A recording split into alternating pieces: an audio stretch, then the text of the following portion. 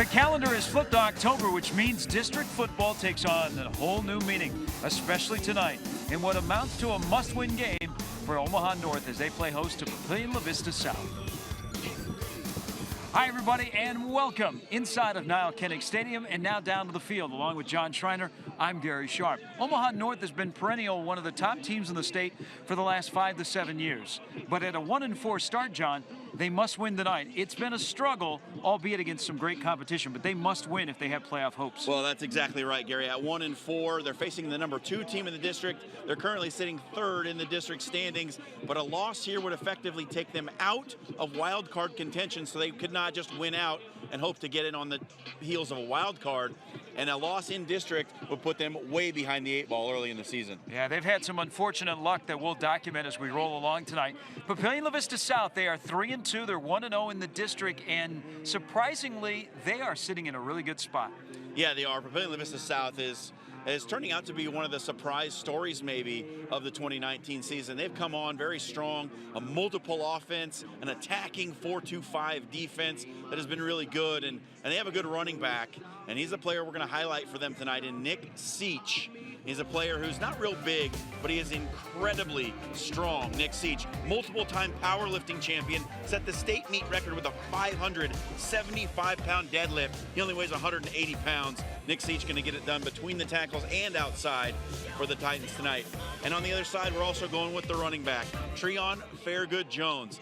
This is a young man that needs to have a good night for Omaha North, and he needs some help from his young offensive line. But as goes Fairgood Jones, goes this Omaha North offense. He needs to be able to read the blocks well. He needs to have a big night if Omaha North is going to be successful. Crucial matchup in District 1. Crucial game for the Vikings and the Titans. Kickoff is next. It's game time on YurView.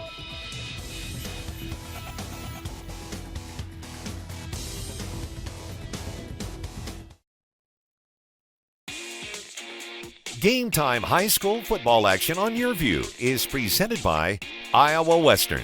The world is waiting. Connect online with Iowa Western at iwcc.edu or call 800-432-5852. High school football fans, for more behind-the-scenes coverage, podcasts, interviews, and more, be sure to check out yourview.com all fall long. Okay, player of the game.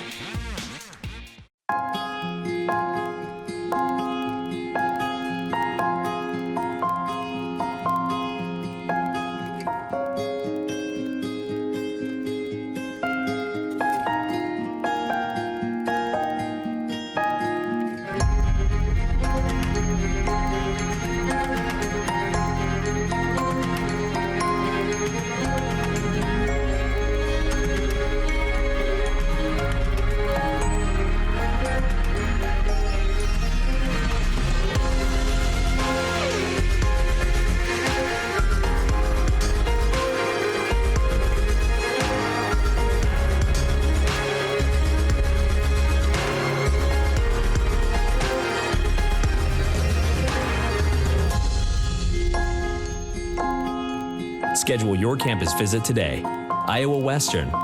The world is waiting.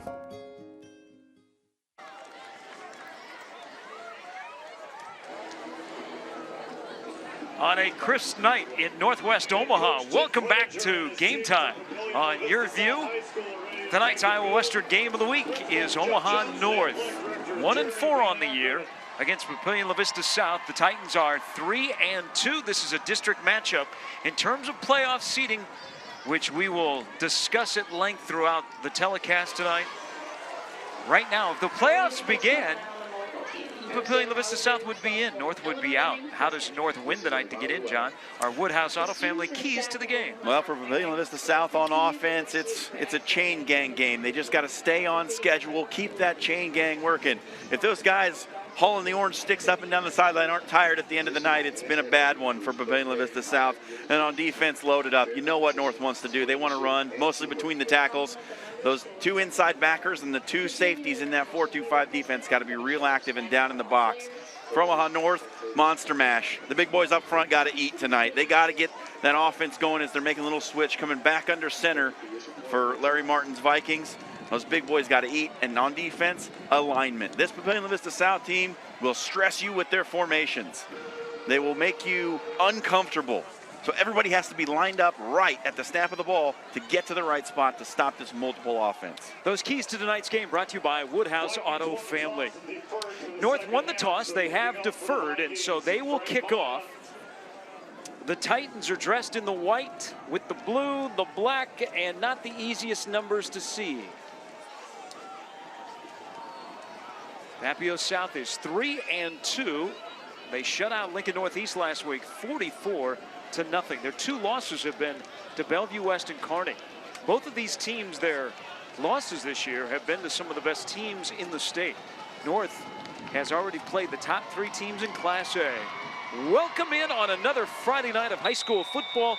It is week 6, 55 degrees, and the wind will be a factor as toe meets leather, and we are underway. And as the ball is muffed into the end zone, that is an automatic touchback. And we'll get a first look at the running back that John highlighted in the open. And what a year he has had. Nick Seach, the senior, has already run for 565 yards and 6 touchdowns in 5 weeks of football. Yeah, he's been pretty good, and we'll get a look now at the starting lineup for Papillion La Vista South. Has some good size up front, and another one to watch besides Seach that we highlighted in the open is that H-back, Landon Jewell, one of the leading receivers for this team. Watch him coming out of the backfield on some sneaky plays. First carry of the game is to Seach, and he is hit hard near the line of scrimmage. Somebody else we'll talk about, but maybe not a lot because of the way this offense rolls for the Titans. Will Swanson is a Kansas State recruit. DeAnthony Cribbs with the tackle on Seach, right back to the line of scrimmage. This is a North defense. We'll get their lineup here in just a moment. They run the 3-4, possibly have the best back end on defense. They're coming off a loss to Lincoln Southeast 24-7 last Thursday night.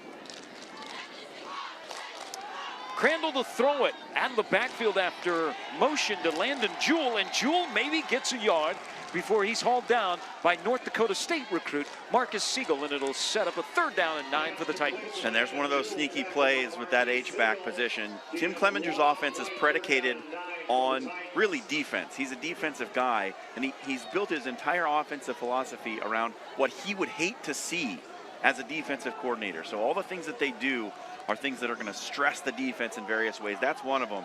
That H-back comes in short motion and then leaks out to the flat, trying to gain an advantage over a linebacker covering it. Wind is tricky here at Niall Kennick Stadium.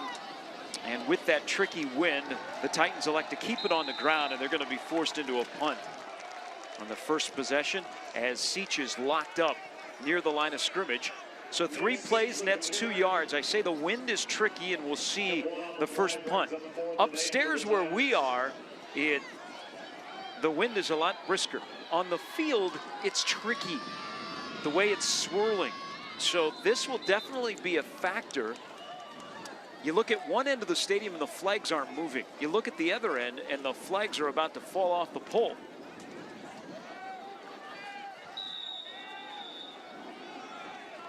A good first series for that North defense.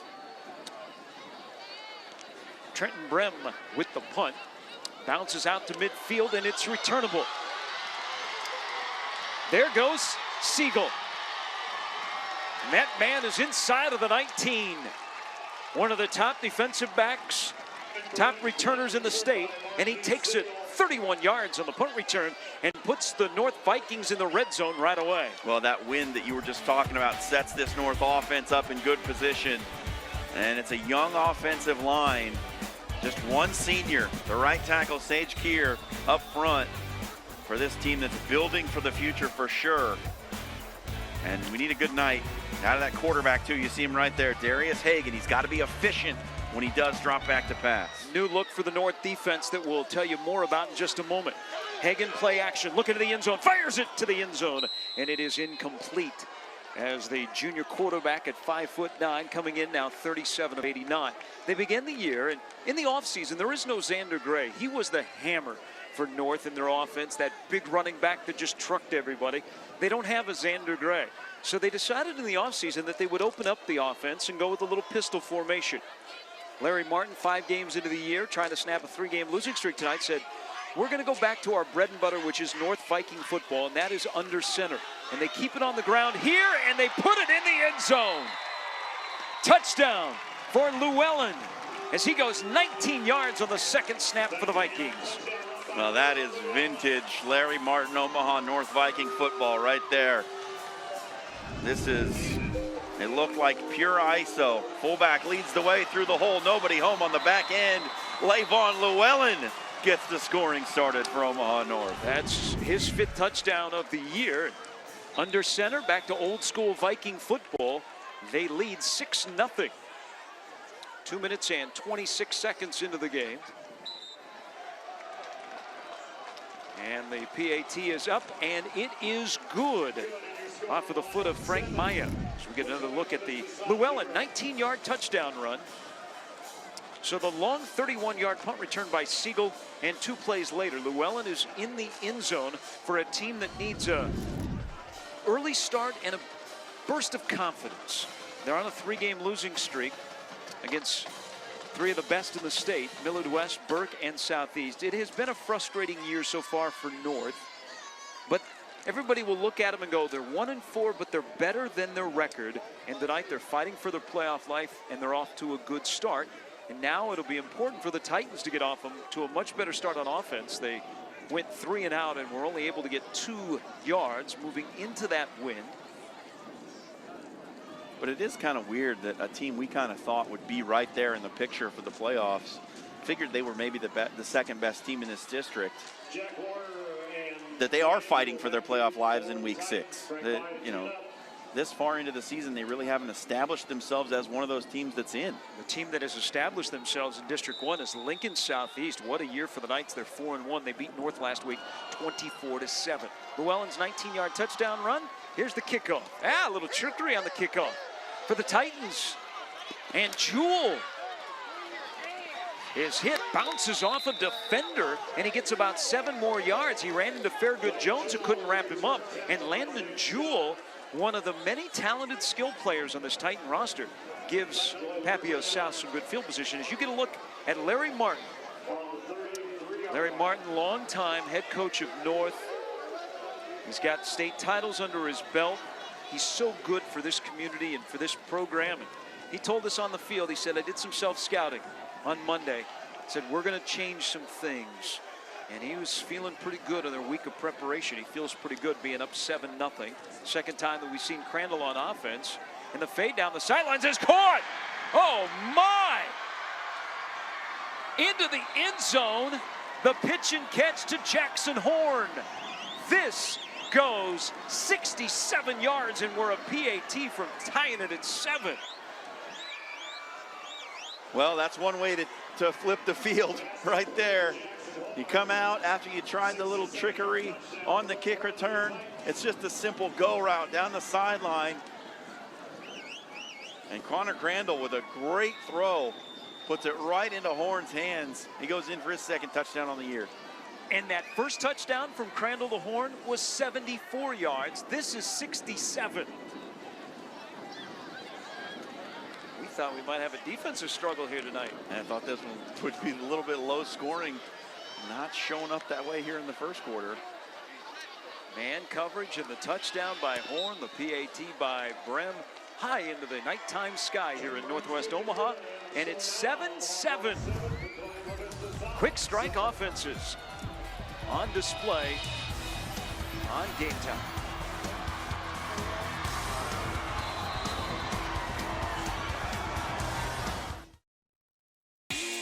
Tonight's Game Time keys to the game are brought to you by the Woodhouse Auto Family. For more high school action, be sure to check out yourview.com. Shop Woodhouse Mazda today, where we make your Mazda buying process easy. Come in and take a look at our selection of all-new Mazda CX-9s. The all-new Mazda CX-9 comes equipped with third-row seating, giving you plenty of room for you and your family to hit the road. The all-new Mazda CX-9 keeps your family safe with available blind spot monitoring and lane keep assist technology. Shop our showrooms at 66 and L or our new location at 144th and Giles. This is Woodhouse Mazda. You're watching Game Time on YourView. For more in-depth coverage of the top players around, recruiting updates, behind-the-scenes access, and more, check out yourview.com.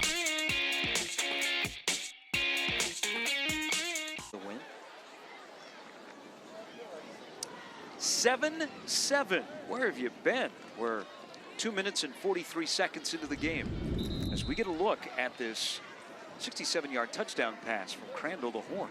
There's not even play action here, Gary. This is just, I'm faster than you, and I'm going to outrun you down the sideline. Malik Duff just got burned by Horn.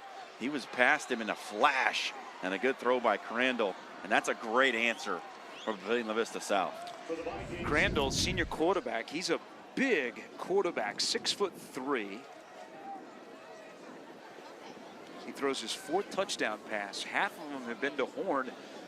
Again, one was 74 yards in week 2 in their win against Gretna. Now 67 here to answer the score by North. So we have had on offense, we've had the ball snapped 6 times, and we have 2 touchdowns. You can do the math. We might have a rock'em sock'em football game at Niall Kinnick Stadium. And this will be another big return. Fairgood Jones out across the 40 before Seach was able to grab him around the ankles, or Fairgood Jones would have been heading straight down 90th Street to the end zone. Well, that was a really well-blocked return by Omaha North. Everybody in a gray shirt was locked up on a white shirt, and it was just one ankle tackle as Fairgood Jones was going by a defender that saved it. Papio South 3-2, North 1-4. This is a district game. Papio South won last week against Northeast in the district. North lost to Southeast. Motion for the Vikings as Hagan, the young quarterback, waits for everybody to get set. Looks at a 4-man front. Quick drop, quick pass out to the flat for a couple of yards. In on the catch is Carter Martin, the son of head coach Larry Martin. There's Tim Clemenger, the 3rd-year head coach for Papio South. He's familiar with Niall Kinnick Stadium. He's a former Omaha Northwest head coach. He runs a tight ship, Tim Clemenger. You go out and watch his practice. Everything is on a clock. Everything is timed out to the second. Make sure everybody's on the same page. North keeps it in the air. Another quick pitch and catch from Hagan to Long. And it's just shy of a first down. So it'll be 3rd down and 1. Clemenger has got some good mentors. He played for Gene Surrey at Papillion La Vista High. He was a legendary high school coach, former Monarch head man. 3rd down and 1 for the Vikings. 7-7. Llewellyn, 19-yard touchdown run, and then a 67-yard pass for the Titans. On the toss to Llewellyn, he bangs into the left side of the line and pushes the pile forward, and he'll have the first down. Well, that play was actually pretty well defended by Papillion La Vista South. You're going to watch the linebackers come over the top. Look at them get there to the point of attack. You just get hung up a little bit, and then the strength in the legs by Llewellyn able to force it forward to get that first down. Pretty special position to play here at North of late Xander Gray last year, and the great Calvin Strong, who was one of the best running backs that Class A in the state of Nebraska has ever seen. New set of downs. Hagan to go to the air again with the wind at his back and throws it deep down the sidelines, and it's incomplete, just out of the reach of the intended wide receiver. Anthony Cribbs was out there. Bring up 2nd down and 10. Surprise you a little bit that North is throwing this much? Or are they just taking advantage of the wind at their back? Yeah, I think that's what it is, Gary. They've got this wind. They want to try to put the ball up in the air a little bit, because Connor Crandall was able to throw it a good 35 yards in the air against the wind. So, but I think it is Larry Martin just trying to take advantage of this wind advantage. Llewellyn gets bottled up, and the ball came out. The official says it was down against this Papio South defense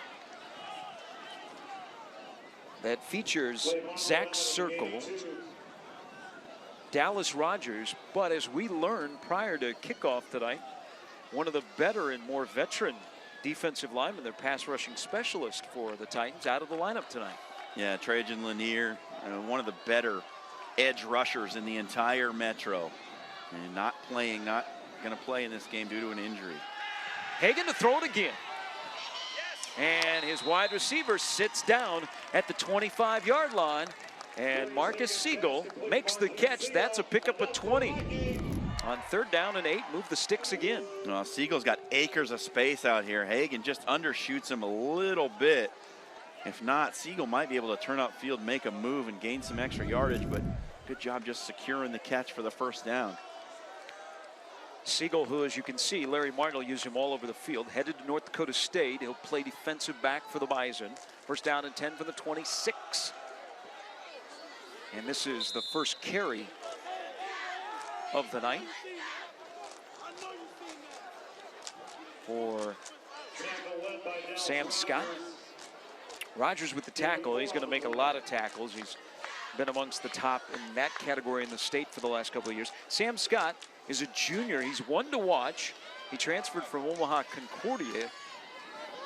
Made an unofficial visit or 2 down to Lincoln to watch Nebraska play. They will rotate 3 tailbacks in there, Omaha North. On the toss, here's Scott again, inside of the 20. And it will set up a 3rd down for the Vikings. 7-7 is going to look on the carry by Scott. One thing that really in the last 2 years, we talk about running backs, John, with this North program. They haven't had the linemen, the big linemen across the board that they had when they were going through the run of state titles, including back-to-back a few years ago. Well, and I think that's what Coach Martin's trying to build here with this bunch. He's got a bunch of young guys up there. They go junior, sophomore, senior across the front. 3rd down and 2. Scott should be enough for the 1st down. He barreled into the middle of that Titan defense. Lyle Mead, our referee, you see him there in your picture with the left hand outstretched. He points towards the end zone, and another 1st down, and a good drive right here from North after that long touchdown pass for the Titans that tied the game at 7.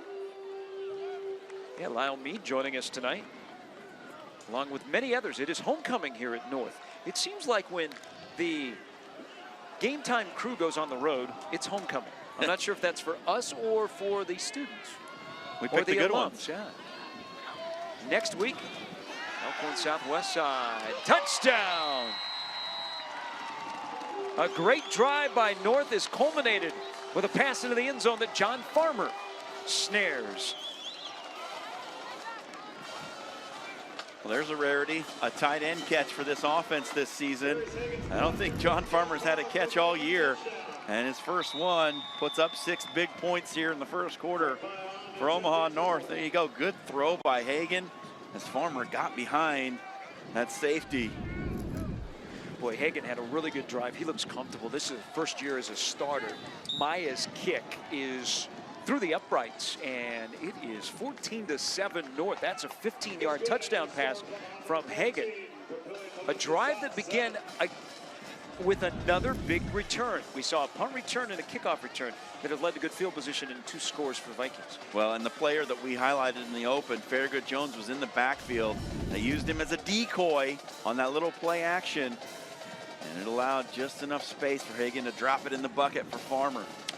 In the middle of your picture there, instructing the kickoff unit for Omaha North, Damon Benning, former Omaha Northwest running back and all across the board great athlete, and now one of the newest members of the Nebraska High School Hall of Fame.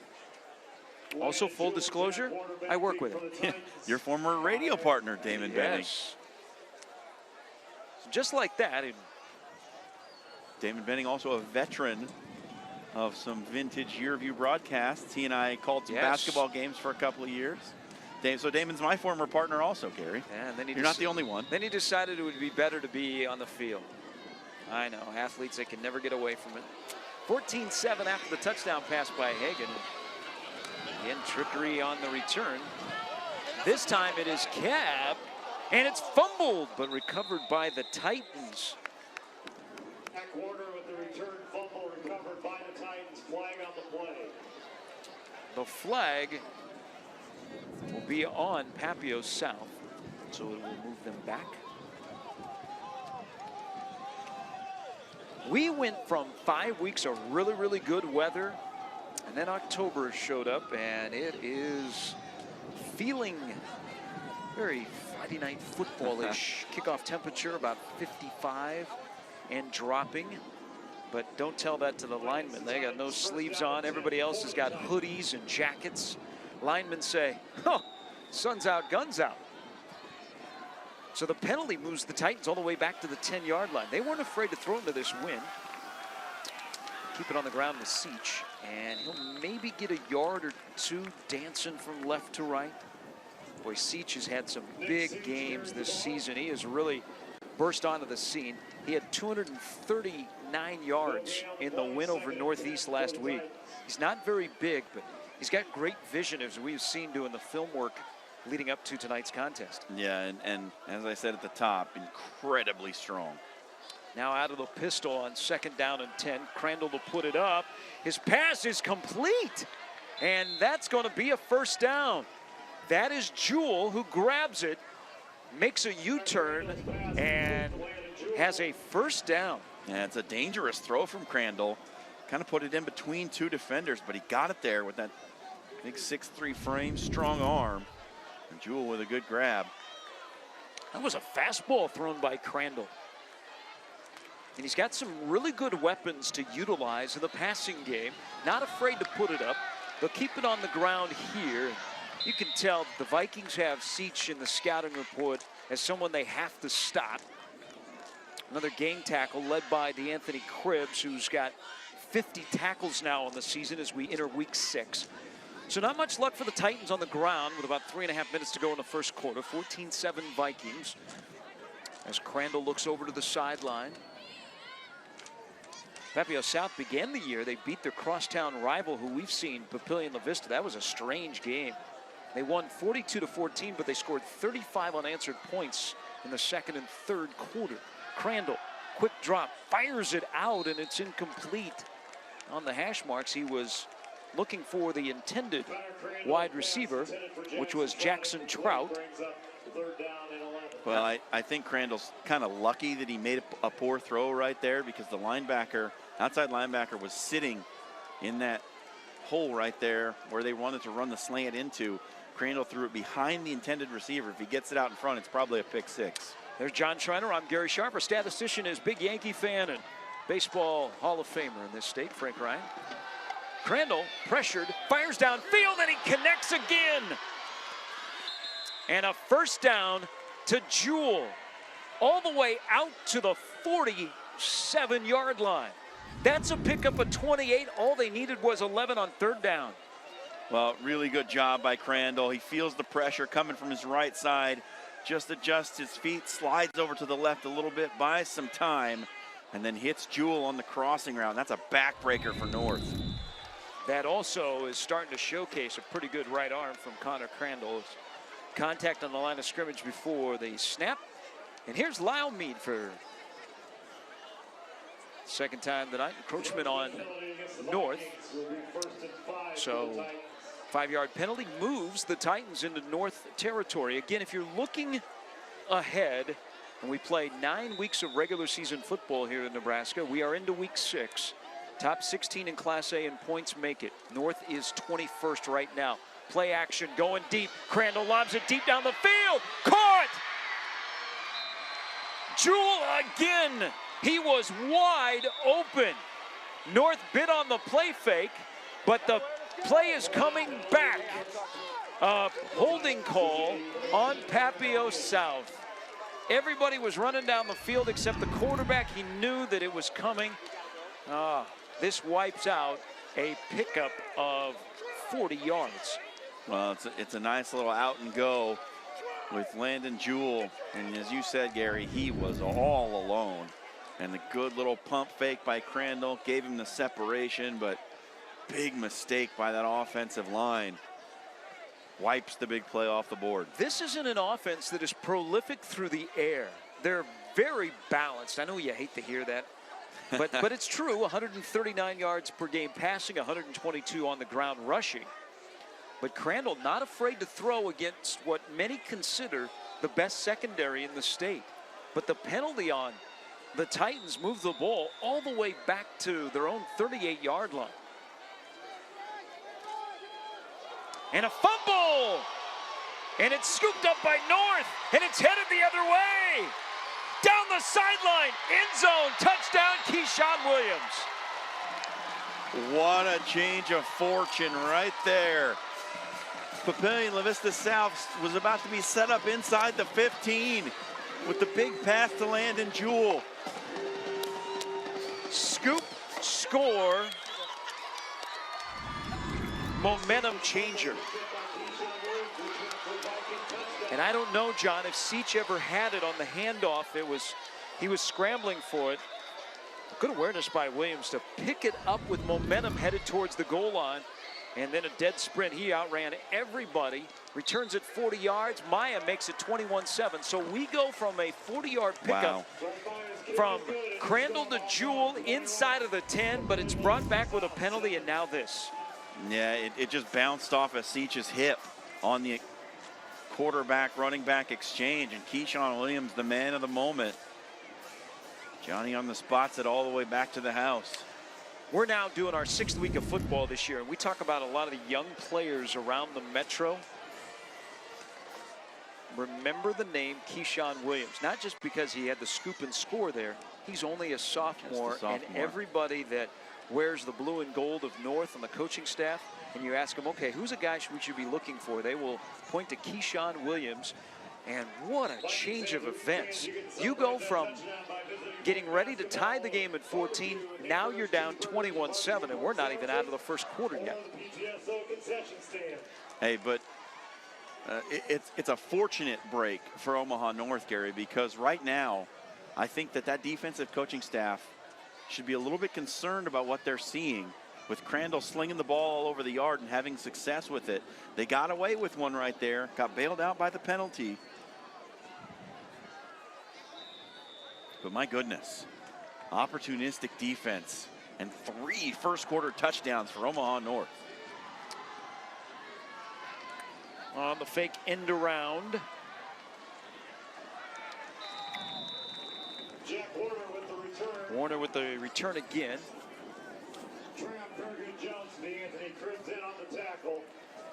So now Crandall has to wipe that out of the memory bank. We can see that he got no fear throwing against this North defense, but Landon Jewell is someone to watch. Jewell, great hands, runs really good routes. Got behind the defense, but the turnover, the first of the night, results in points. And North has all kinds of issues getting people on the field. They only had 10 on the field. They ran an 11th out there, and immediately Larry Martin takes a timeout. Stay right here with 2:38 to go in the first quarter. Another night of high school football for you. We welcome everyone watching on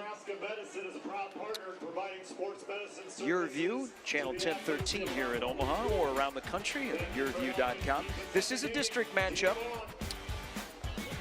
District 1, Lincoln Southeast, 4-1. Then you see Papillion La Vista South, 3-2, and then Northeast, Bell East, and Omaha North are all 1-4. The top 16 with points make the state playoffs. And as of right now, Papio South in points is 12th. Omaha North is 21st. And this is an Omaha North program that is not used to entering October and being on the outside looking in. Look at the North cheerleaders. Homecoming for them. A lot of stuff going on here at Koenig Stadium, which is on the campus of Omaha Northwest High School. Omaha North does not have their own football stadium that they can host varsity games. Crandall puts it up, and another connection as Jewell hauls it in and then does a good job to hold on to the football. A couple of different Vikings were trying to rip it out of his grasp. Well, again, it's just sending that H-back out into the flat. You're getting him matched up on a linebacker. And this time it was the safety act, Fairgood Jones, who just couldn't quite stay with Jewell. There's a pickup of 9 again. Titans are going into the wind on the Wildcat. Direct snap to Seach. It was low, and then he really had no shot as he tried to find any running room, and DeAnthony Cribbs was right there to put the stop on him. Game Time High School football in your view, presented by Iowa Western. The world is waiting. Connect online with Iowa Western at iwcc.edu or call 800-432-5852. Coming up at halftime, a special interview with a professor who's connected to Iowa Western and Omaha North football. This should be enough for a first down again on the Wildcat. Snap to Seach. We're near the end of the first quarter. It's been a very entertaining first quarter. Difference is a scoop and score. When it was 14-7, Keyshawn Williams from 41. But it was right after Tapio South thought they had the ball first and goal at the 8, but a penalty brought it back. Crandall back into the game and encroachment again on North. It'll be the second time that penalty has been called. And Crandall using the hard count once again, gets that defensive line to jump across. That's a freebie. And against the team that's struggled a little bit running the ball early on, that's a good start, 1st and 5 for Tapio South. Two teams first met back in 2003. Tapio South has not been around as long as Omaha North. Omaha North has been around now for 98 years. Seach running right, cuts it back, bounces off a couple of Vikings. Well, you can see, Gary, that this North defense is just keying on that running back in the backfield. They are sending everybody at him. They are not going to get beat by Nick Seach tonight. I think that's the game plan, and it's pretty obvious here in the early going. Another good-looking sophomore on the defensive line from North is Orlando Hernandez. He made the tackle. Possibly the final play of the first quarter. Randall in the pistol. Hands it off to Seach. He runs right at the middle. He should have enough for a first down. I was wrong. That is not the end of the first quarter because of the first down. Stops the clock. You can see if Nick Seach gets running and he has some blocking up front, he is through that hole as fast as you can imagine. And he just hasn't had a lot of room so far. And now it looks like the Titans will allow the first quarter to expire. Entertaining first quarter. You return. The Titans are on the march. 21-7 after 1. Vikings from Omaha North in what is pretty much a must-win game. They're on top after the first 12 on Game Time.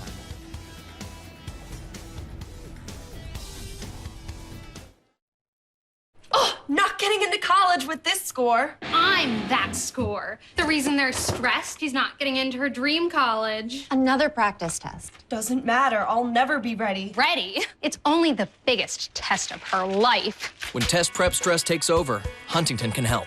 Huntington Learning Center helps students of all ages build the skills, confidence, and motivation to improve grades and test scores through personalized attention and proven results. I got it.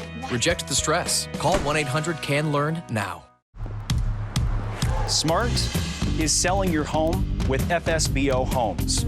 The Home Transparency Report helped me sell my home faster and at a fair price.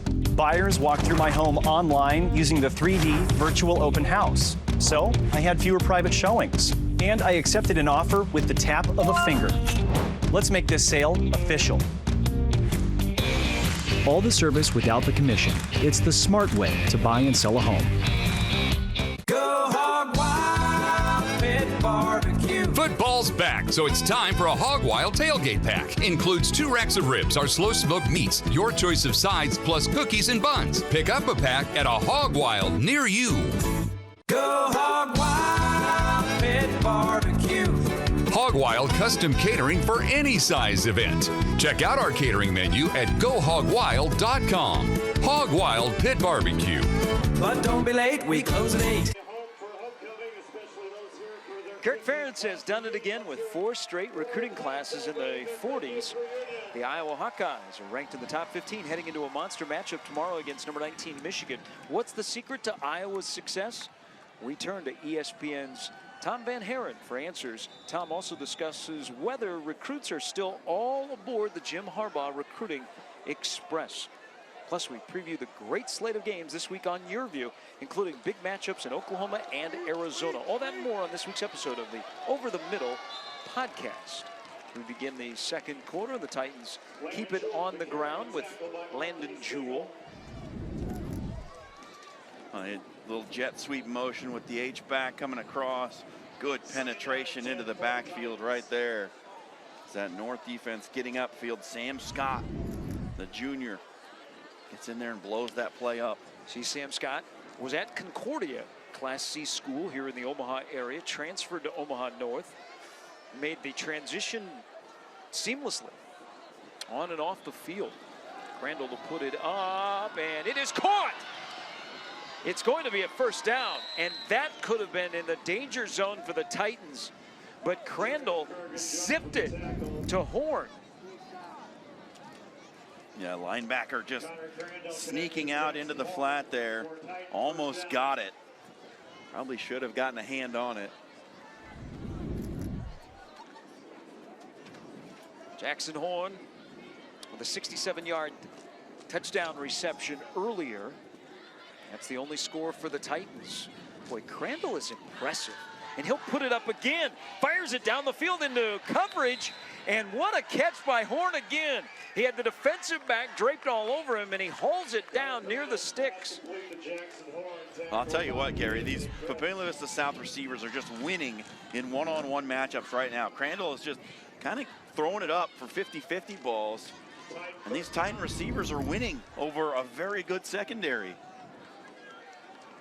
It was 14-7 North. Papio South thought they had the ball, first and goal at the 8, but a penalty brought a long pickup back. And then they fumbled on the next play. It was a scoop and score. That's where we're at, but the Titans now are on the march again. And Seach right through the heart of the North defense. Again with a quick burst. And no one was going to stop him until he ran headlong into Keyshawn Williams. All that throwing coming out in the first quarter has softened up the middle of that North defense just a little bit. You've seen the last couple of carries for Seach. He's found a little bit more space. And moves to South on the march. 2:39 last week on the ground for Seach. He's on the ground again, but he's hauled down from behind as Scott came around the back of the play and was able to make a solo tackle. 2 minutes into the second quarter, 21-7. North leads Papillion La Vista.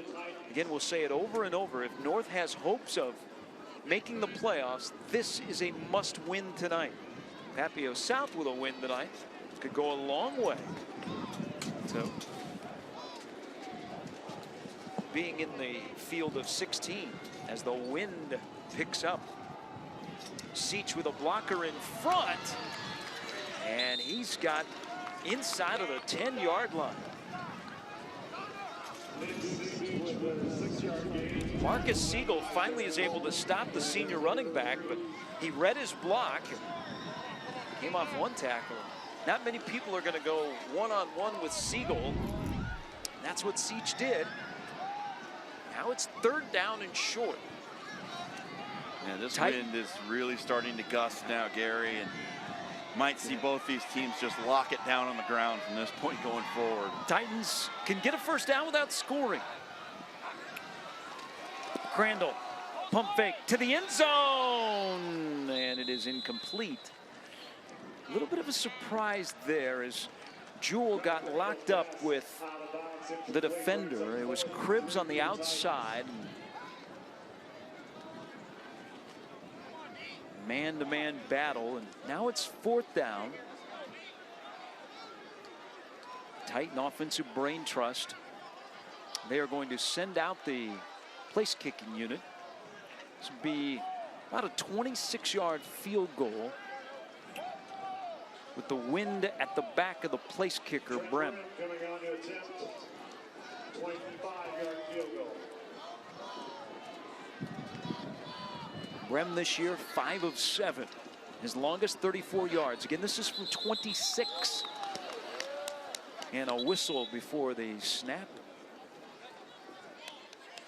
and a delay of game on the Titans. So this will push them back. This will now make it a 31-yard field goal. They were just a little bit slow making that decision on whether or not they wanted to go for it right there. Kicking team ran out late, and that results in the 5-yard penalty. But with this stiff wind at his back, I don't think it should be too much trouble as far as distance.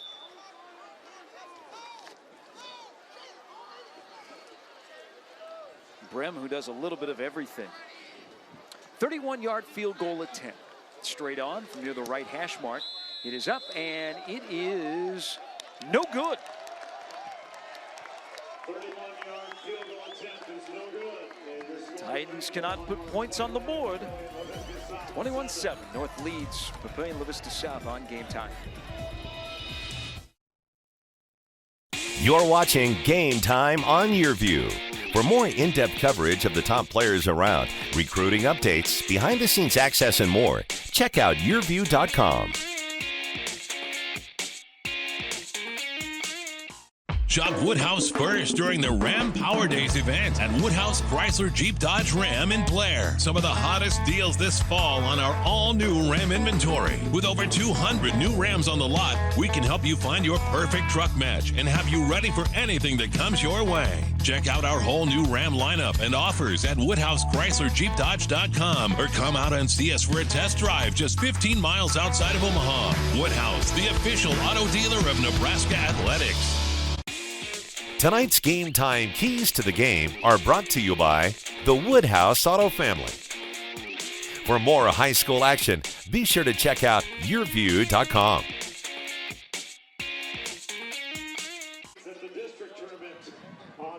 21-7. North leads Papillion La Vista South, and the Vikings will get the football back after the missed 31-yard field goal. The wind has been a factor. Again, on the playing field level, it has not been as bad. We noticed that when we were down on the field for pregame and then came back up to our broadcast position. Upstairs here at Niall Kennig Stadium, it is a gale. On the field, it's a little bit trickier. Both quarterbacks not afraid to challenge the wind. As a quick pass to Williams nets positive yardage for the Vikings. Both quarterbacks have looked really, really comfortable. Hagan and Crandall. There is a flag down on the play near the spot where Williams caught the ball. Going to be holding on North. And that'll push the Vikings back. Coming up at halftime, we have a special interview. Nicole Uronic, who is a professor at Iowa Western, and her husband is an assistant coach under Larry Martin here at Omaha North. She will join us. So I have stats, analysis, discussion about 6 weeks of high school football, and we'll go around the country with the Game Time Minute.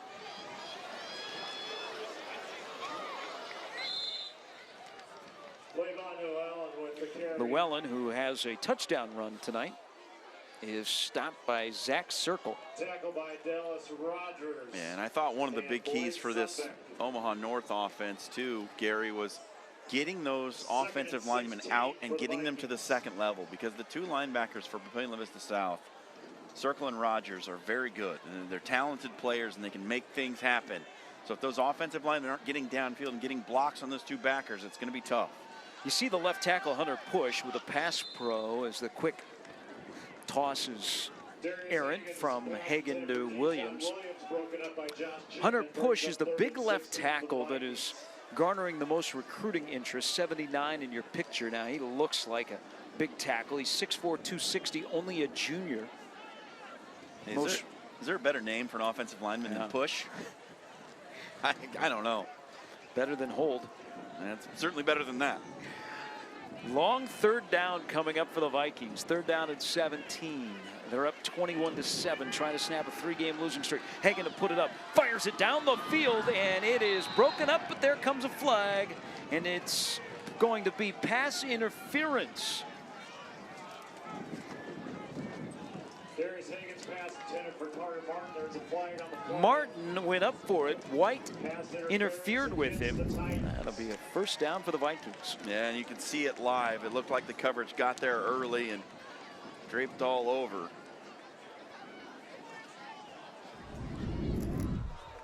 Tyler White came in too quick. And Clemenger not going to be too happy about that. It looked like it was going to be time to punt for Omaha North. It's going to result in 15-yard penalty. Talking to Larry Martin, head coach of the Vikings before the game. That's Tim Clemenger from South, his counterpart tonight, Larry Martin. He talked about the way he's handling this team through September, through October. In the past, North has gotten better as the season's gone along, even with the really, really good state championship unbeaten teams. They play their best football in October and November, and this team is really, really young, and he feels like they've turned the corner. Here, trying to turn the corner was Williams, and he got pulled and pushed and grabbed and almost undressed. And what it amounts to is just a couple yards on the pickup. Yeah, and Williams, young player, tries to get to the outside when all he needed was a yard. That's one of those things where you got to grow into the game. Williams has to know the down and distance. You only need a yard. Your fullback's leading you up there through that hole on the Wildcat play. You just need to plunge forward, get the first down, live to fight another day. Every play doesn't have to be a touchdown. Yeah, there's great debate about making a play when the good is sometimes better than the great. You don't have to have a great play every time. Here's a good solid carry by Llewellyn. How about Levon Llewellyn get most of the work at tailback tonight? It's the lead from Cribbs out there, runs over one tackler. Llewellyn's a big body. Good block by Cribbs on the toss. Second down and 4. North has been pretty efficient on offense. Egan hands it off. This time a big pickup by Llewellyn. Oh, cuts to the outside. Stop, starts, end zone, touchdown. 62 yards. Llewellyn for the second time tonight. Boy, have we seen moves like that before here wearing North Viking gear. Yes, we have. That looked a little bit like Xander Gray. Well, just great patience initially by Llewellyn to wait for the hole to open up. He finds it, and then he's into the secondary. Great cutback move and a nice block downfield. And Llewellyn with the big touchdown, and North out to a big lead. I think we did a game here last year. Maya's PAT is no good. We did a game here last year that Xander Gray had a touchdown run that looked very similar to that, John. Here's Llewellyn's touchdown run from 60 plus.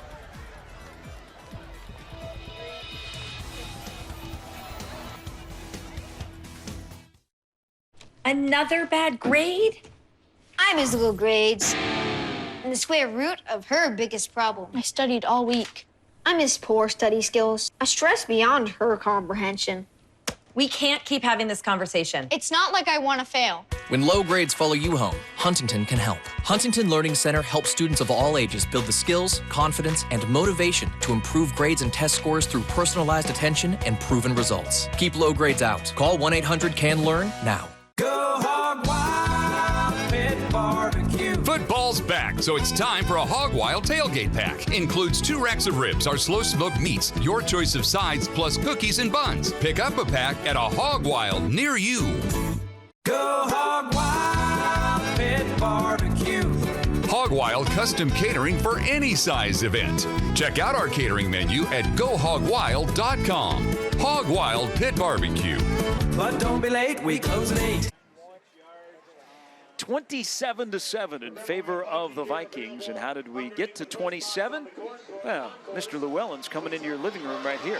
Well, that's just it's so good in the backfield by Llewellyn to wait, not panic.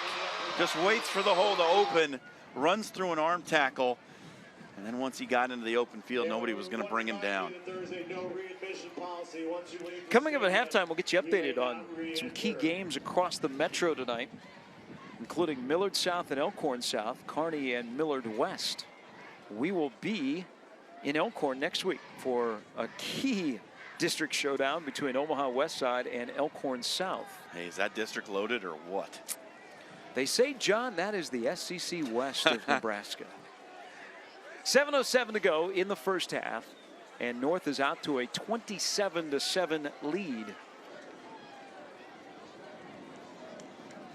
And if you made the trip all the way from 108th and 370 to see this one, you're hoping that the Titans can find some offense here on this possession.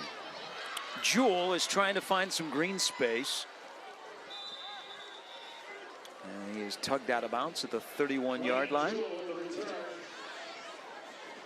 It's a couple of plays right now for Pavilion Vista South, Gary. I mean, you had the big penalty on the play that would have set him up inside the 10. The fumble returned for a touchdown by Omaha North. And then a curious third down call when they were down inside the 10 at the other end that resulted in the play that was a missed field goal. This game could very easily be 27-20. Yeah, the scoop and score, and then that missed field goal in the last possession for the Titans. Nick Seach for maybe about 3 yards.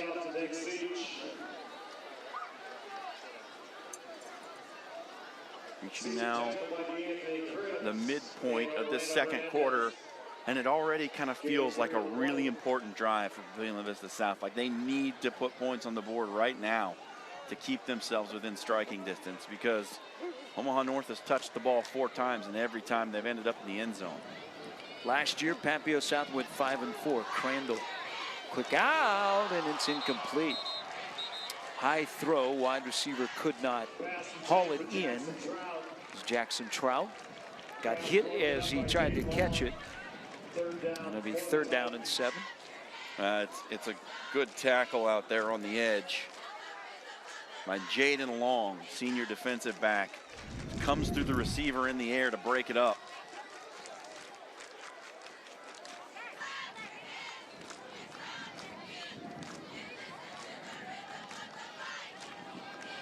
Needs 7 on 3rd down. Crandall put it up. He didn't have many options, just threw it out of the backfield. And now a fumble, and still loose. And recovered by the Titans. Jewell, I think, turned and wasn't ready for the ball, caught it, tried to make a move, lost it, and that would have been Katie bar the door if he would have gotten back in the possession of Papio South. Yeah, he tried to reverse his field. He was going to go all the way back to the other side, and a good swipe of the hand from a Viking defender knocked it loose, and now punting from deep in their own end. Pavilion Vista South comes up empty on this drive again.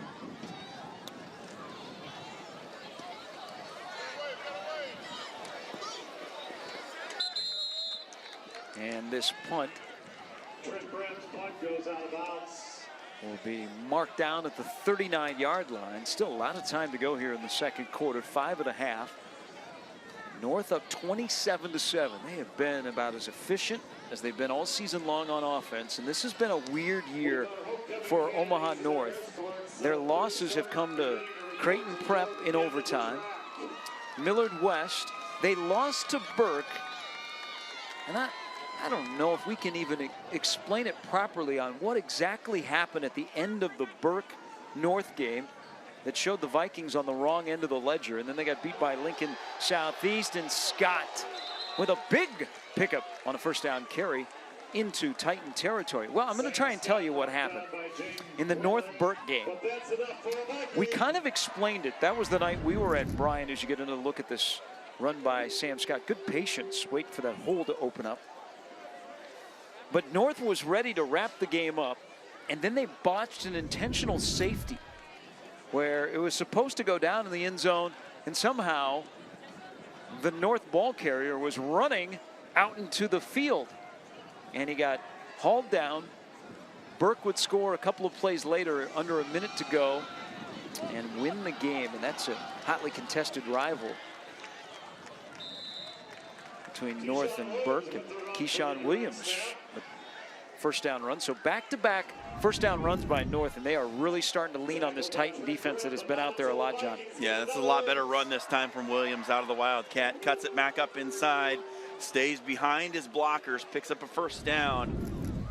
And this is on the verge of being a put-away drive right here for Omaha North. If they can go down and punch this one in, make it 34, 35-7, it's going to be real tough on Pavilion La Vista South to come back. In the pistol, Hagan to put it up, steps up into the pocket, fires it down the middle of the field, and is incomplete as he was looking for Sam Scott. Sam Scott may have found the key to a weight room once or twice in his career. He is well put together. That's why he's getting a lot of looks from colleges around the area. The young quarterback for Omaha North in his first year as a starter. Something North did in the offseason that they have not done in the past. They participated in a lot more 7-on-7, knowing that they wanted to throw the ball a little bit more. Hagan under center. Keep it on the ground. Scott gets away from one tackler in the backfield. He's not going to go anywhere, and gets back to the line of scrimmage. Wow. Pavilion La Vista South knew that a running play was coming. They absolutely loaded the box. They had 9 in there within 5 yards of the line of scrimmage, and Scott could find nowhere to go. Robinson was one of the Titans that brought down Scott. After 2 long carries to begin this drive, North is now staring at 3rd down and 12.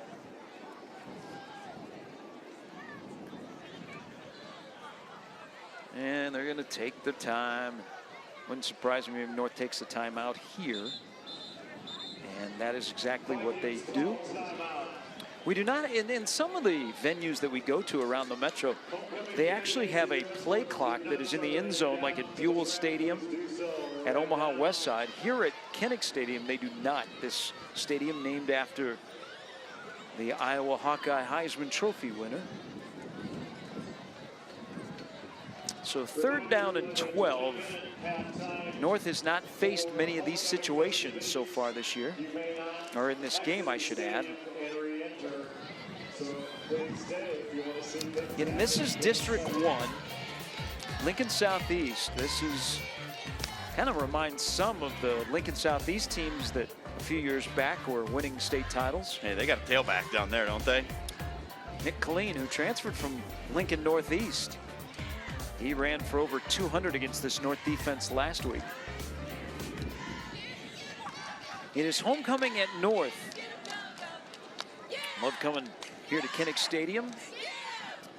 Vikings are so hospitable, and Gene Haynes, their wonderful principal, he's had such an impact on that school. They named a street after him. Renamed 36th Street here in Omaha. Gene's always got a smile on his face. So much respect for the students at Omaha North. Vikings elect to keep it on the ground. Fairgood Jones, maybe a yard. And on 4th down, this is probably 4-down territory for the Vikings. They're up 27-7 in what is a must-win game if North has hopes of making it to the postseason. This is a football program that has made it to the semifinals of the playoffs 5 of the last 8 years. Last year, they were on the wrong side of history in the opening round of the playoffs. On the road at Grand Island, they go for it on 4th down and 10. There's a flag down, and then a late whistle from Lyle Mead, our referee. But last year, false start on the Vikings will push them back, and now Larry Martin will send out his punting unit. Grand Island scored 38 unanswered points to rally to beat North. North was up by 3 scores. We were doing the Lincoln East West Side game. We were following it, and we couldn't believe what was happening. North, they definitely could not believe what was happening. It turned out to be a good Grand Island team. They made it all the way to the finals, lost to Burke, but 38 unanswered points, state record, and Grand Island ended North's season last year at 6-4. Hagan is also the punter. And his punt is muffed. It'll be recovered by North. Oh, that is a big mistake. This is a big one. We're going to take another look. And again, it's the wind. It just knocks that ball dead. And it's Landon Jewell who can't come up with it, just gets a hand on it. Vikings in business inside the 20 now. It's kind of like the knuckle puck. Yeah. And with that wind, and Jewell went right. The ball at the last moment went left. You cannot advance the muff. And now North's offense is right back out there. And there is a flag as North was coming out of the huddle. The North sideline, they know it's on the Vikings. You see the North uniforms, they have a couple of different combinations. Niles Paul, who was a stellar high school athlete at Omaha North, went on to play football at Nebraska and then into the NFL. He just recently retired prior to this season in the NFL. He purchased the uniforms for the Vikings, and here is the penalty. Not much, or this is the punt, I beg your pardon. Yeah, and really, Jewell just needs to get out of the way there. Yeah. There's nothing he's going to do with that. A fair catch isn't going to save you anything. He tries to get a hold of it, and turns out poorly for the Titans. So, whoa, hold on. Gain of 4 on the play. Are we saying that Jewell didn't touch it? Is that what? I believe that's the situation. So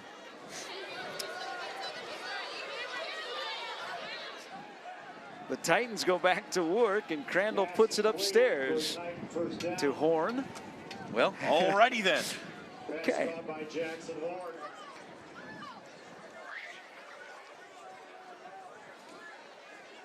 And I think that's probably what the unsportsmanlike conduct penalty was about on that North sideline. So a first down from Crandall to Horn, and Crandall put it up again, and another connection. This time to Will Swanson, the Kansas State recruit. We call his name for the first time tonight. You can find out more about the Will Swanson story, and what a story it is on how he worked his way into a Kansas State offer that he committed to. It's on yourview.com. John profiled Will Swanson. Yeah, it's a pretty good story about dedication and what it can do for you. I mean, Will Swanson, this time last year, didn't have a Division I offer, and then really put his mind to changing his body.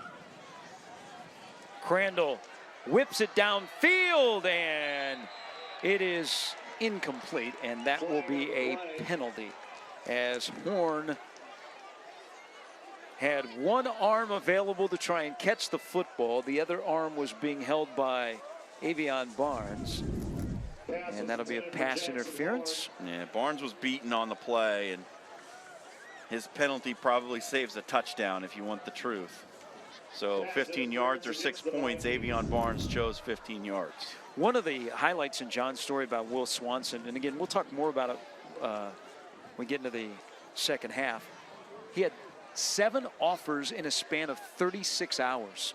Pretty impressive. After attending a camp in St. Louis and then attending the Kansas State camp. Now he's a future Wildcat, going to play for Chris Kleiman. He's the first-year head coach after winning championships at North Dakota State. And here's some momentum now for the Titans as Seach with a 12-yard carry.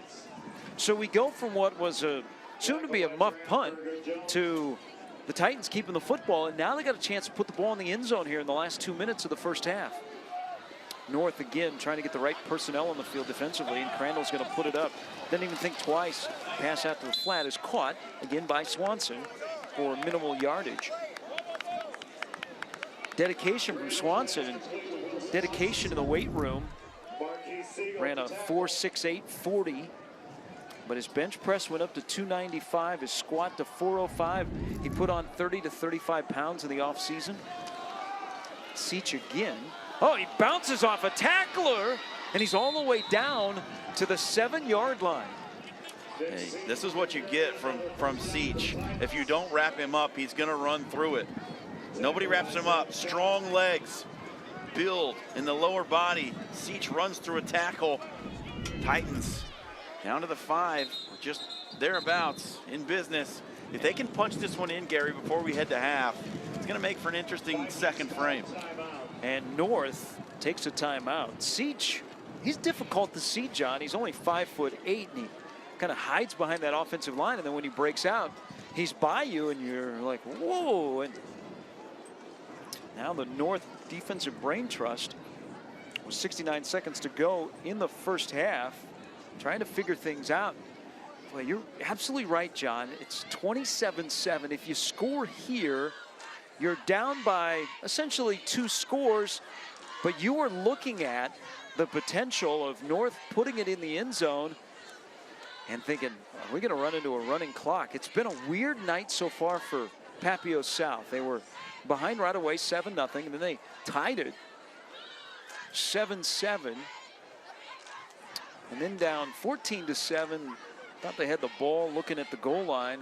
Penalty brought them back, and then a scoop and score on the ensuing play put the Vikings up 21-7.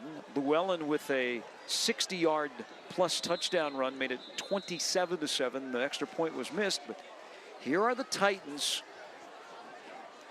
who haven't been slowed very often. They've kind of been their own worst enemy on offense. They have the turnover that led to points, and then they had a missed field goal. But here they're 1st and goal at the 7 with 1:09 to go. Crandall's got plenty of options. Hands it off. No, he kept it. Oh, well, great play fake by Crandall. Seach really sold that fake, and Crandall kept it, went left, and got about 2 yards. I think this is run pass option, because he's got Jewell running a little bubble route on the edge. Crandall decides to keep. Doesn't find quite the room he was looking for. Seach to the 1. There's a flag down. Titans do have all 3 of their timeouts available, as Lyle Mead will sort out the laundry, communicate with his other officials. Right now the ball sits at the 1-yard line, 39 seconds to go in the first half. Niall Kennick Stadium. Looks like it's going to be on Papillion La Vista South, and that's an illegal shift. Let's see if we can see. Yeah, and I think it just might have been Jewell had turned up field right before the ball was snapped. He was moving forward at the snap of the ball. You can't do that. That's a discipline thing. This has to be a touchdown, right, for the Titans on this drive? It's got to be. They can't settle for something less than 6 right here. Missed a 31-yard field goal. Headed in the same direction.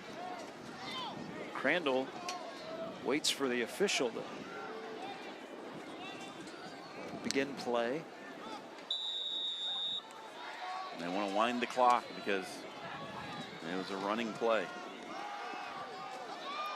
Crandall's pass to Jewell behind the line of scrimmage, and Jewell had a scramble to get back on it, but that's a loss of 10. They've run that play twice now and not much success. They're saying it wasn't a lateral, and it was. It was in fact a backward pass, I think, and Jewell unable to handle it. Just does get back on it. Now with 25 seconds, you got 3rd and goal from the 19. That is a catastrophic error.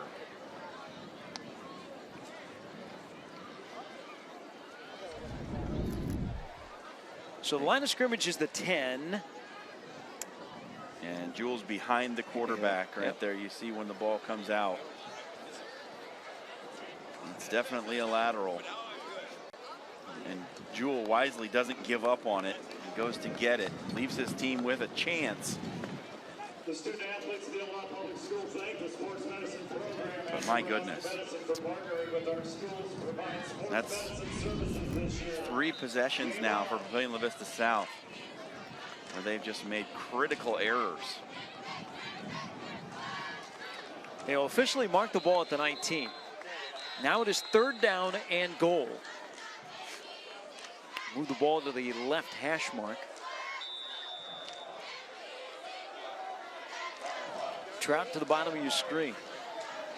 That's Jewell in motion. Crandall looking to the end zone, fires it that way, and it is over the head of the intended wide receiver. That is Seach. And the Titans need points, and after that backwards pass that lost 9 yards on 2nd down, they are forced into a field goal. Again, it's Brem missed a 31-yarder, and this one will be from 36 yards. It's not really the play to Jewell that the one you're thinking about that's big on this drive. It's the illegal shift when Seach ran it down to the 1. And this field goal is good. Brem hammers it through the uprights from 36 yards, and it's 27-10. So Papillion La Vista wanted a 6. They get 3.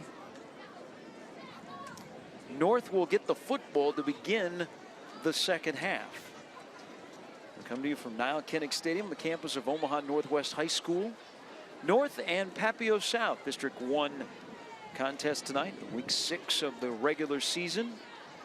About 25 degrees cooler than it was at Westside last week. How about that? Well, you know what they say about the weather in Nebraska, John? Wait 1 week of high school football on Game Time, and it'll change. It'll change. Halftime coming up. Stats, highlights, analysis, scores, special interview where we tie Iowa Western and Omaha North together. Not literally, of course. No, thank you for the clarification. That would have been uncomfortable.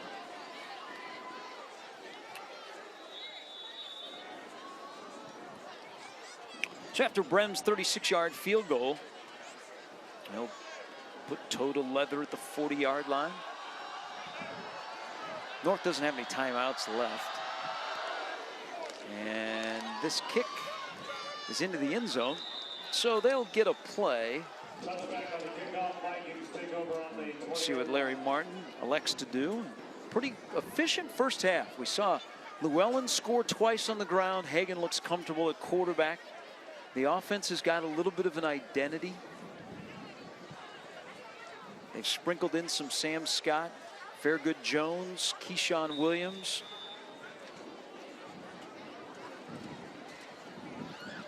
Usually we're used to a very veteran North team. This is a young North team. Might be talking about this North team next year. Larry Martin hopes we're talking about this North team for many, many weeks. Llewellyn with a quick sprint for 5, and that will bring the first half to an end. So in a game that North has to win to keep their playoff hopes alive with 3 weeks to go after tonight, they will go to the locker room up 27-10 on Papio South. Coming up, we'll have more on the first 24 minutes tonight. Scores from around the Metro. And our halftime interview, plus we'll go across the country right here on Game Time.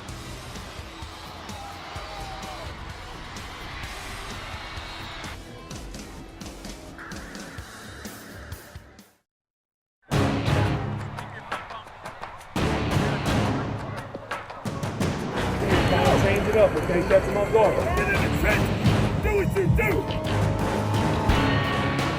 To the 30, to the 20. Battling his way to the end zone. Nobody can stop him. Down the sideline. Nobody's going to catch him. Game Time High School Football is brought to you by Iowa Western. The world is waiting.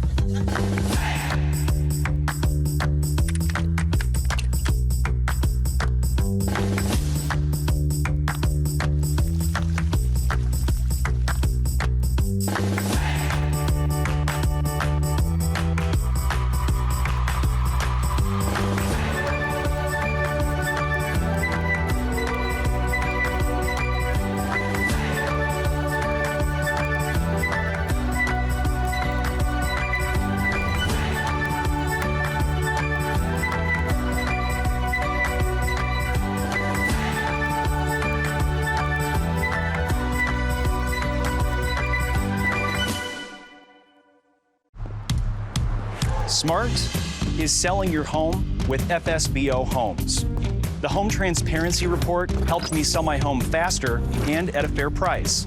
Buyers walked through my home online using the 3D virtual open house. So I had fewer private showings. And I accepted an offer with the tap of a finger. Let's make this sale official. All the service without the commission. It's the smart way to buy and sell a home. You're watching Game Time on YourView. For more in-depth coverage of the top players around, recruiting updates, behind-the-scenes access, and more, check out YourView.com. Go Hog Wild Pit Barbecue. Hog Wild custom catering for any size event. Check out our catering menu at GoHogWild.com. Hog Wild Pit Barbecue. But don't be late, we close at 8. Halftime of a key District 1 game in Class A. Omaha North leads Papillion La Vista South 27-10. Every Friday night here in the Omaha area, we bring you the best. As all part of the Game Time family across the country, we bring you the best. So let's catch up on what else is going on outside of Nebraska with the Game Time Minute. And now, your Game Time Minute. Huge matchup in Arizona this week. The Perry Pumas versus the Chandler Wolves. Chandler is undefeated, 5-0 right now, but the Wolves will have some heavy competition in Perry's senior quarterback and Louisville commit, Chubba Purdy. Yes, you heard that right. Chubba actually started as a nickname because at just 1 year old, he was over 30 pounds. I mean, what else were his parents supposed to call him? And who could have ever called this our play of the game from Louisiana last week, Assumption versus Denham Springs? Assumption down 34-32 with 48 seconds to go, and Damon Bailey fires it downfield to Rayshawn Jarvis, who runs in the 95-yard touchdown to win it. This has been a Game Time Minute. For more high school football action, check out YourView.com.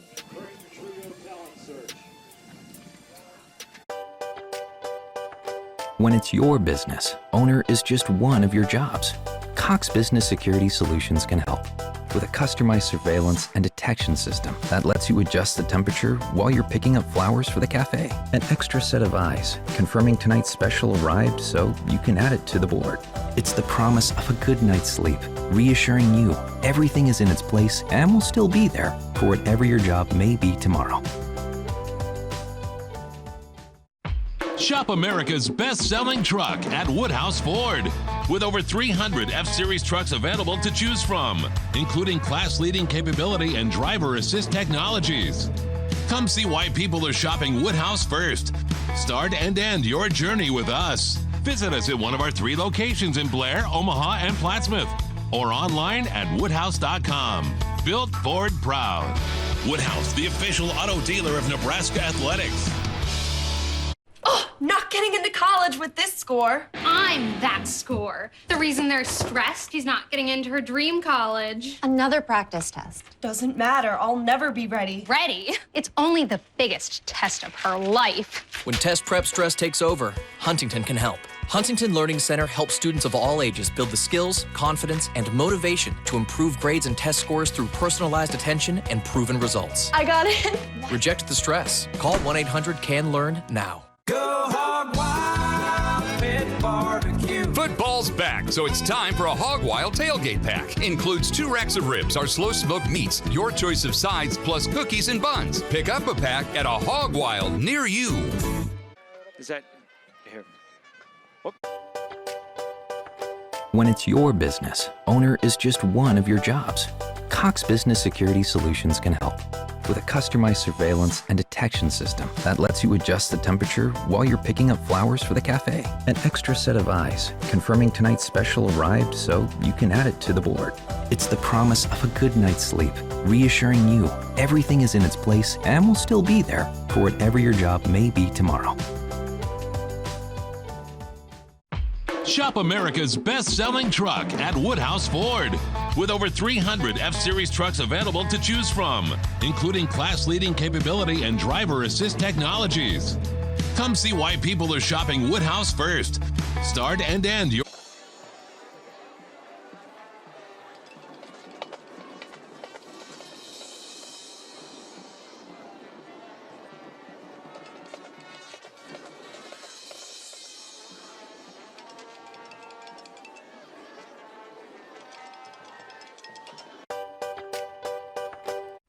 Shop America's best-selling truck at Woodhouse Ford.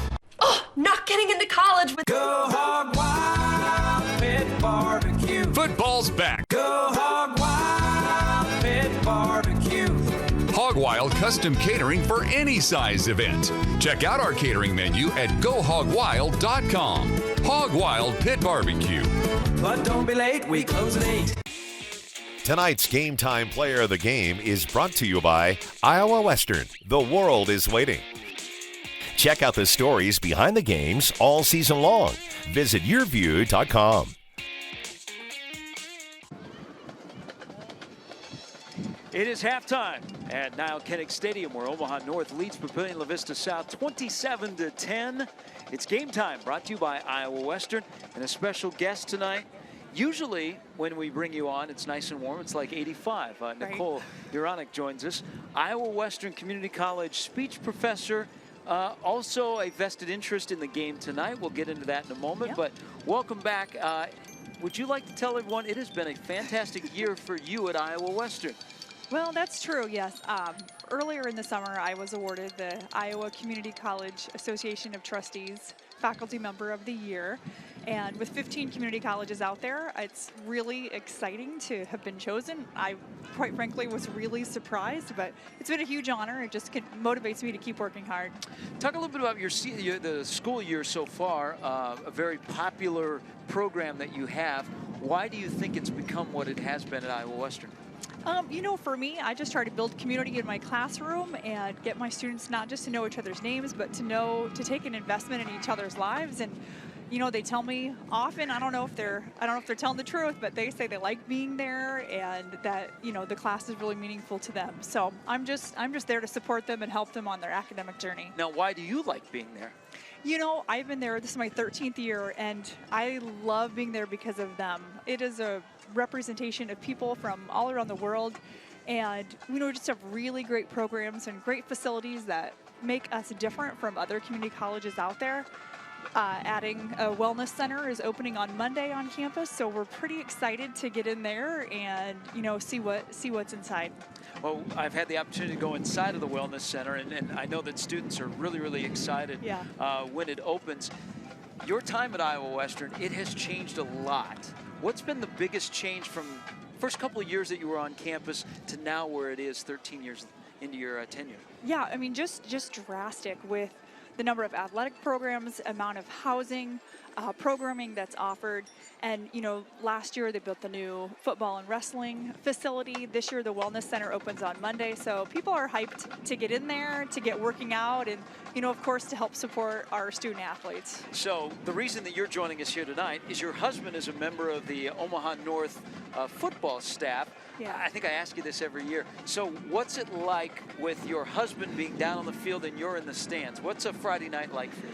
Well, it's been 19 years of it, and I'm just around to support them. We have 2 little boys, so it's changed quite a bit over the years, and they love coming to watch. And I love a good concession stand nacho, and those are always there. But yeah, it's just been a lot of fun to watch his team grow over the years as well. Now, were you a big football fan before you met your husband? No, not at all. And I always say I'm not a giant sports fan. I'm a giant people fan, and so I'm invested in the people. Then it's wonderful to be a part of it. And you're also seeing, with your connection with Iowa Western and the success of the Omaha North football program, there are quite a few former Viking football players that are now on campus as student athletes or as students. Yes, we get a great number of them, a lot of great guys. I love having them in my classroom.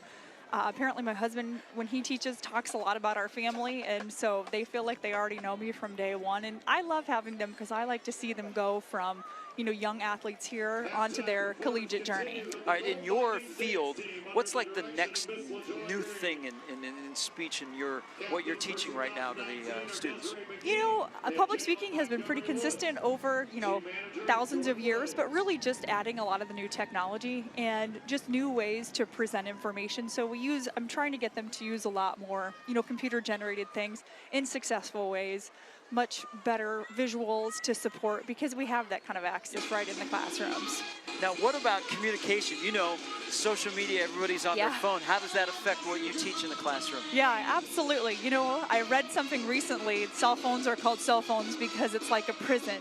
We are trapped in that device. And so I'm just trying to break them of those habits and really try to focus on active listening because they need that skill now more than ever. Nicole, we appreciate it. Congratulations on your honor. I know there's a lot of people that were very excited when you received that honor this summer. Yeah, thank you. I appreciate it. That's Nicole Uranic here at halftime, where Omaha North leads Papillion La Vista South 27-10. We got stats, highlights, and analysis coming up next.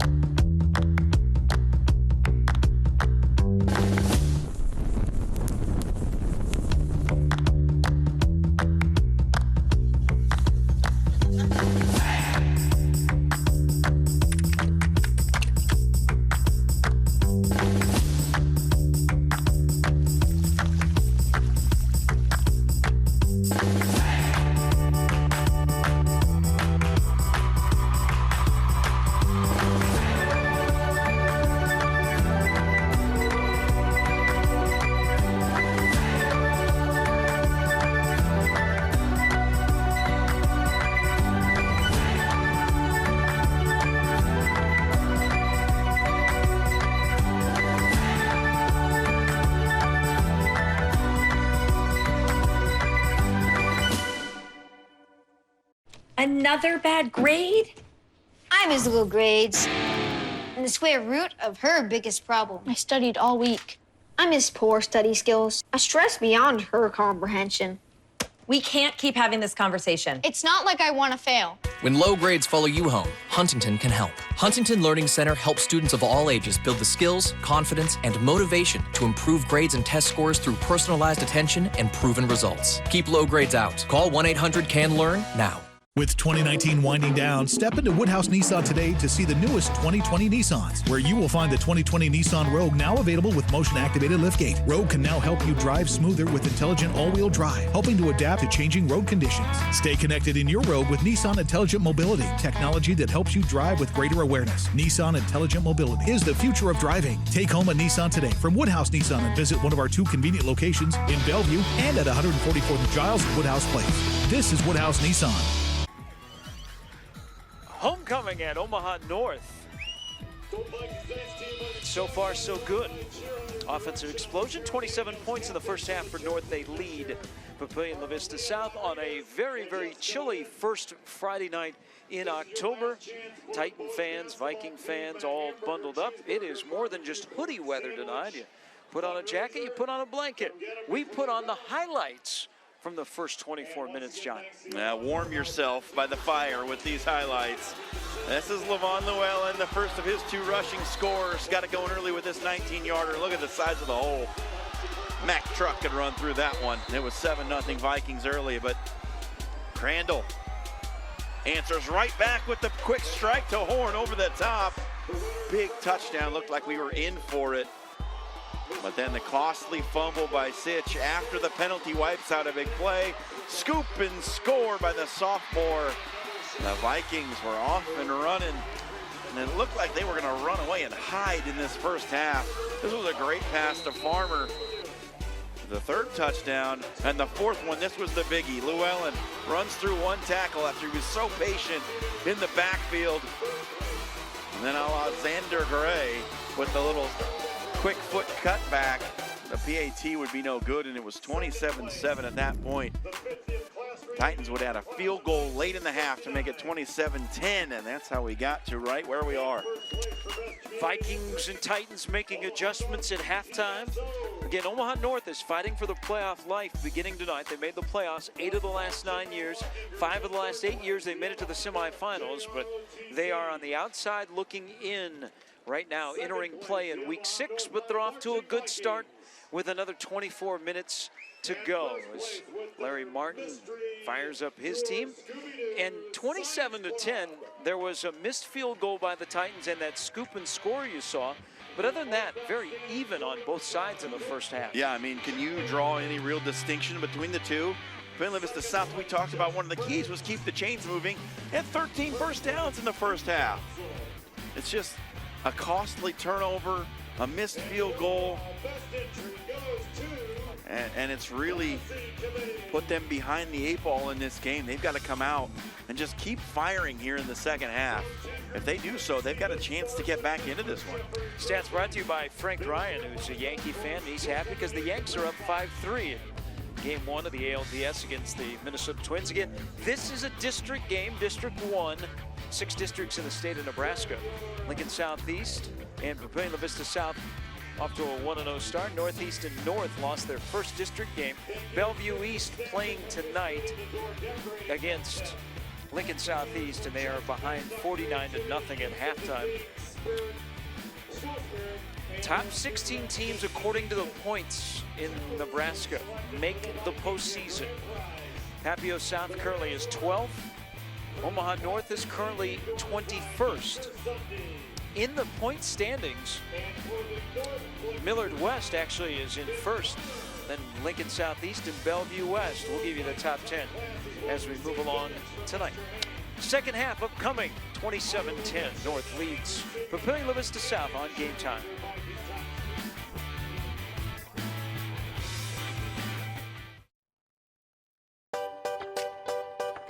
When it's your business, owner is just one of your jobs. Cox Business Security Solutions can help with a customized surveillance and detection system that lets you adjust the temperature while you're picking up flowers for the cafe. An extra set of eyes confirming tonight's special arrived so you can add it to the board.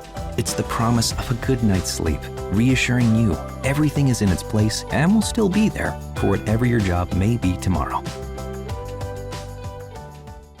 Choose Woodhouse Lincoln. From the power of the Navigator to the elegance of the Continental, Lincoln has a vehicle for your lifestyle. And they're bringing you even more with the all-new 2019 Lincoln Nautilus. Distinctive design and Lincoln Copilot 360 technology makes the 2019 Lincoln Nautilus a perfect choice. See all of our inventory at WoodhouseLincoln.com or stop at 66th and Elm in Omaha for a test drive. Delivering selection, service, and confidence in your next vehicle purchase. This is Woodhouse Lincoln.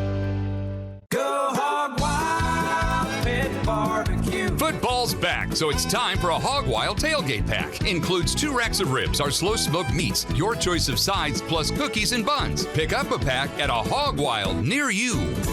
Go Hog Wild Pit Barbecue. Hog Wild custom catering for any size event. Check out our catering menu at GoHogWild.com. Hog Wild Pit Barbecue. But don't be late, we close at 8. There are lots of women's health providers out there. OBGYNs, midwives, primary care providers. How do you find the one who's right for you? One who matches your needs, your interests, and makes you feel like you have a partner. No matter what stage of life you're in, MyProviderMatch.com does just that. Simply take a quiz to discover women's health providers selected just for you. MyProviderMatch.com. Don't just find a provider, match with the right one. Tonight's Game Time defensive play of the game is brought to you by Cox Business. Always know what's going on with detection and surveillance products that protect your bottom line and help your business stay ahead of the unexpected. On a very chilly night here in Northwest Omaha, both teams are back on the field trying to get warmed up after a 27-10 first half. North leading Papillion La Vista South. North began the year in the top 10. The 1-4 start has knocked them out. Here is the Omaha World Heralds. Top 10, Class A. Omaha Creighton Prep comes in at 10, followed by Kearney at 9, Grand Island 8, Elkhorn South 7, Omaha Westside at 6. We'll see Westside and South next week at Elkhorn. Number 1 is Bellevue West. Millard West, number 2. Those are the only unbeaten teams in Class A. And then Millard South, Omaha Burke, and Lincoln Southeast. So we'll see West Side and Elkhorn South next week. That's a district game. The following week, another district game between Creighton Prep and Millard South. Tonight, Millard South and Elkhorn South are playing. Yeah, that's, of course, 2014 in the third quarter right now. Last check, Kearney was leading Millard West in a game at Buell Stadium tonight. There's Hagan warming up for the second half. The quarterback for Omaha North. North with Lincoln Northeast next week. And then they finish with the Bellevue schools, East and West, for Papillion La Vista. They get Bellevue East, Lincoln Southeast, and then Omaha Bryan in a non-district game as both of these teams fight to make the postseason. Well, you wait all off-season for Friday nights to get here, and the next thing you know, you're into week number 6. You're more than halfway through the season. This is where it really gets intriguing because people are battling for spots, and teams that perennially are in the playoffs, John, like Omaha North, Millard North, really need to come on in the last couple of weeks. Millard North with a big win last night against Elkhorn. Yeah, it's go time now for all these teams, and we've been saying it all night long. Papillion La Vista South in a little bit better spot. Not that they can afford to lose. You never want to lose, of course. But for Omaha North, it's all or nothing tonight. I mean, it's kind of the end of the line right here. It's win or go home or stay home in November for the Vikings. And, hey, they've done their part through a half of football. But I still think that defensive staff has to be a little bit concerned about pass coverage. We saw a couple pass interference penalties. We saw them get beaten over the top. Landon Jewell had all kinds of space to run and catch the football in that first half. So the back end of that North defense, which we kind of thought was the strength, has got to tighten it up. For Papillion La Vista South, Sitch started to have a little bit more success later on in the second quarter. I would expect to see more of him running the ball out of the backfield. And Connor Crandall, just keep doing what you're doing, young man. You had a good first half. It's just some untimely errors that have really kept points off the board for the Titans. Set to go. Third quarter underway. North to get the football. A short kickoff. And Scott out across midfield. It's going to take more than one white jersey to bring him down. So great field position to start the second half for Omaha North. Along with John Schreiner, I'm Gary Sharp. Our entire crew here on the northwest side of Omaha, bringing you some great pictures and sound. At the end of the game, we'll have our player of the game, the defensive play of the game, and we'll chat with the winning head coach. The Vikings, pretty efficient in the first half on offense. Not a lot of plays. We get our first look at Mr. Hagan at quarterback. Llewellyn's got a couple of touchdown runs as Hagan starts in the pistol and Llewellyn's in motion. Trips to the top of your screen, now 4 options that way.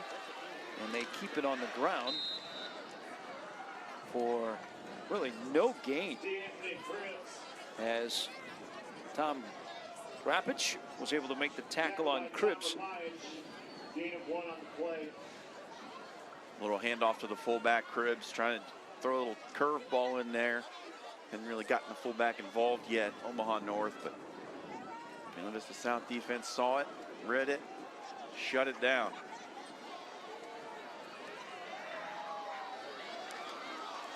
Here's Llewellyn. There goes Llewellyn. Wow. He's got a pickup of 15. That is so much Xander Gray. Alex Urbina, you see him right there in your picture. Great block on the edge that springs Llewellyn.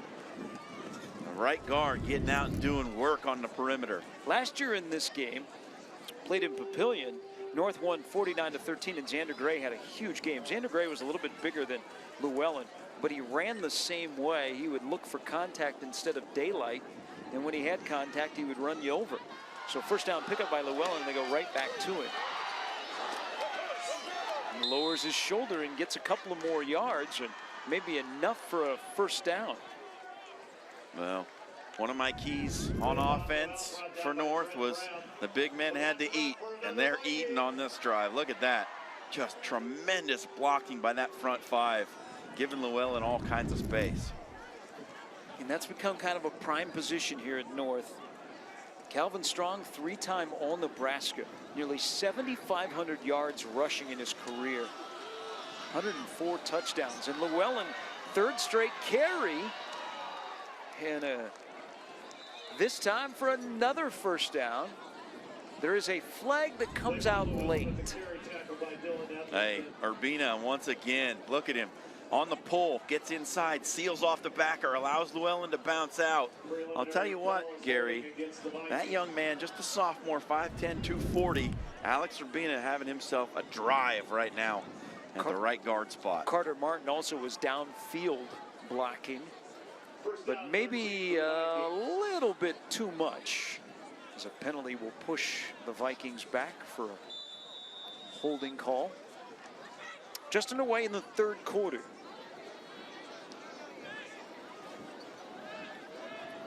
From the 25-yard line, Hagan under center. 3-step drop, lets it rip towards the end zone, and it is broken up. It was broken up, but it should have been intercepted. That was hanging in the air forever. Jack Warner had all day to read this, and look at it. Cold hands coming out. Those fingers are just a little stiff after you've been in that warm locker room early on here, second half. Warner couldn't quite haul it in. Fall has hit the Omaha area. Pine trees around the track here at now Kinnick Stadium. Starting to turn a little bit. Scott. Maybe a yard on the toss play, running left. North has had a lot of success running over the right side of the line. And this will bring up 3rd down and yeah, that holding penalty looms large now, doesn't it? It looked like they were marching toward another touchdown, Omaha North, and now they find themselves way behind the chains at 3rd and 12.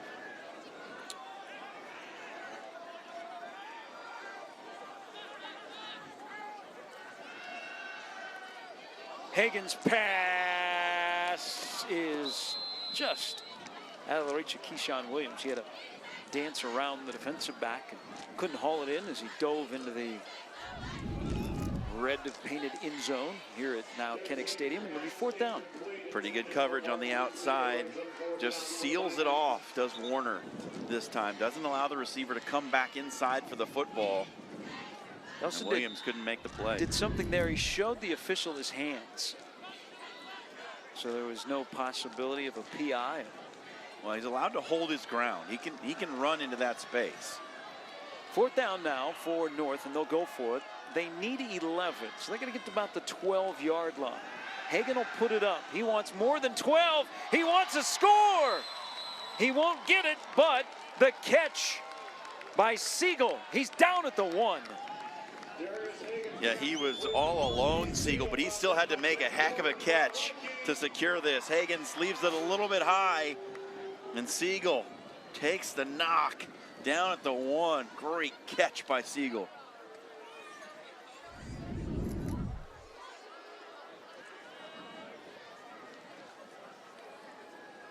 The mark of about the 1.5 yards. Scott, touchdown.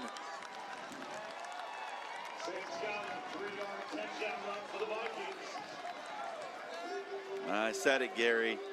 This North offensive line has come out on this possession and just been dominant. Look at the push they get up front.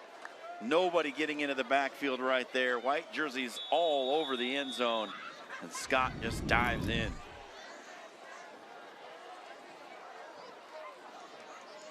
Maya in for the extra point, and the line drive is good. 34-10 opening drive of the second half, culminated with a Sam Scott 1-yard touchdown run.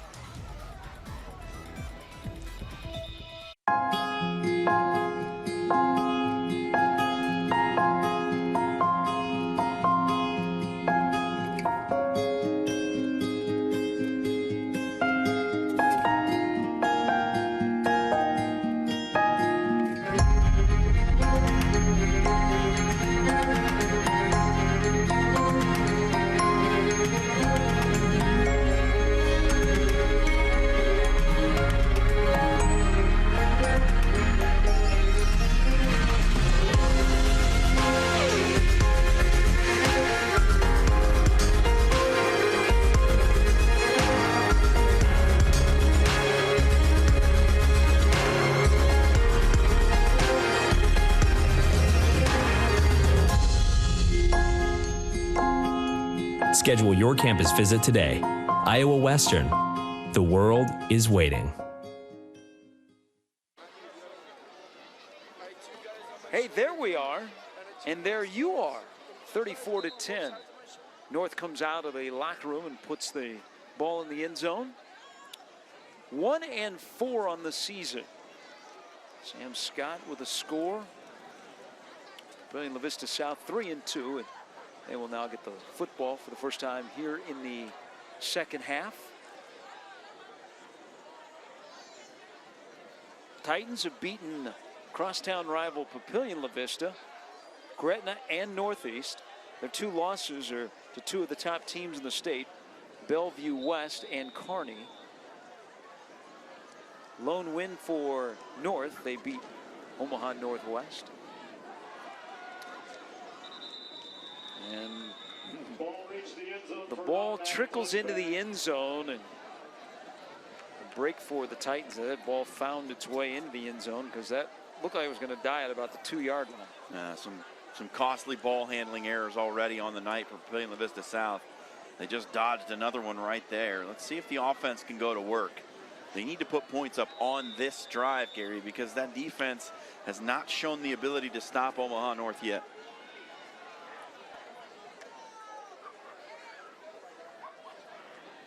Tight right set, snap back to Crandall.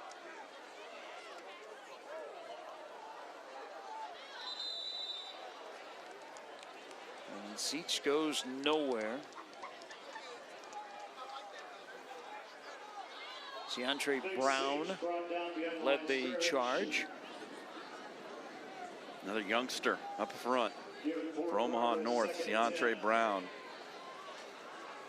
I'm telling you, man, this North team, this is a build for the future project right now. Of course, Larry Martin wants to win. He has got a starting lineup littered with sophomores. Crandall completes another pass in traffic as Horn comes up with it. Earlier they connected on a 60+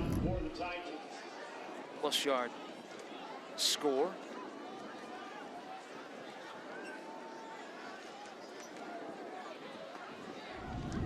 Big thanks to Omaha North principal Gene Haynes and athletic director Eric Johnson for their assistance tonight.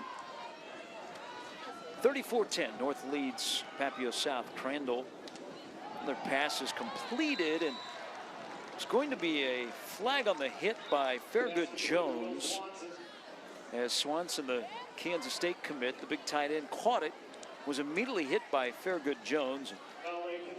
Lyle Mead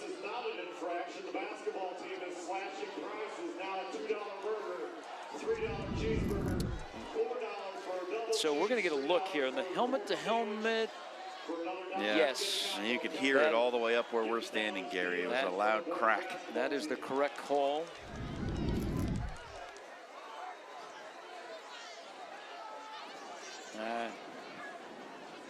Larry Martin is barking at the officials, but that is the right call, the 15-yard penalty.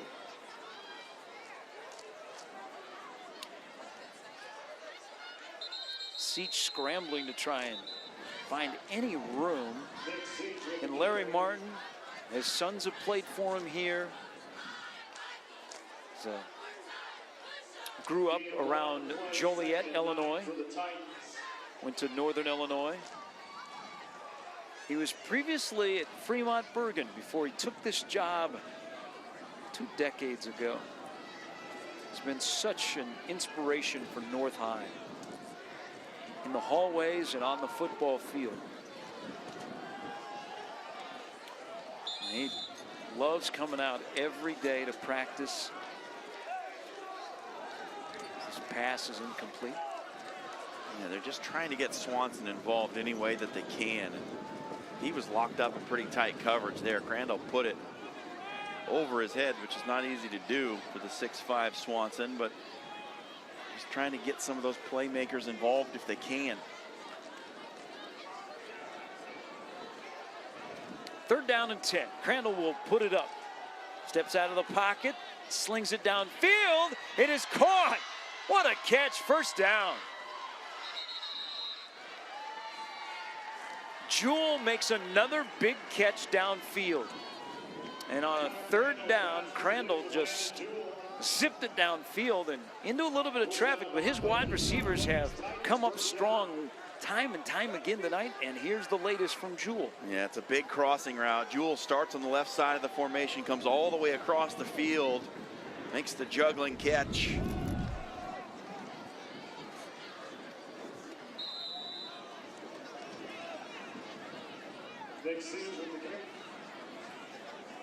Seach for a couple of yards.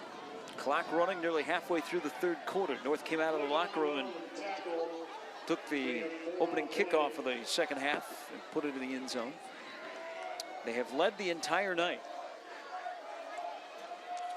Seach.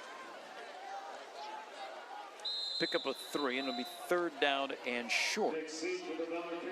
Well, I'll tell you what, this is the kind of drive that this Omaha North defense wanted to see. They wanted to force Papillion-Livingston South to come out, chew up a bunch of clock. The longer that this drive goes on, the better it is for North, no matter how it ends up. Crandall has been really good on third down tonight. It's third down and 3. He'll put it up, pump fake, look into the end zone, and it is incomplete. And it's not a great throw from Crandall. He throws this well behind the receiver. He's got to give his wide receiver a chance. There's a little bit of a window there to put it out in front, but he makes his receiver check up, try to come back to the ball. If he throws that high in the air toward the back corner of the end zone, there's a shot there. But when the defender's trailing and you try to throw that to the back shoulder, there's just no chance. They've been picking on Avion Barnes quite a bit tonight. We'll see if they go back there. It's fourth down and 3, down 34-10. Tim Clemenger says we're going for it from the 20. Seach says, thank you, coach, for putting your faith in me. And his carry is for a first down. They got 5, they only needed 3. Move the sticks, keep the clock rolling. Hot dogs and popcorn down $1 on both sides of the stadium.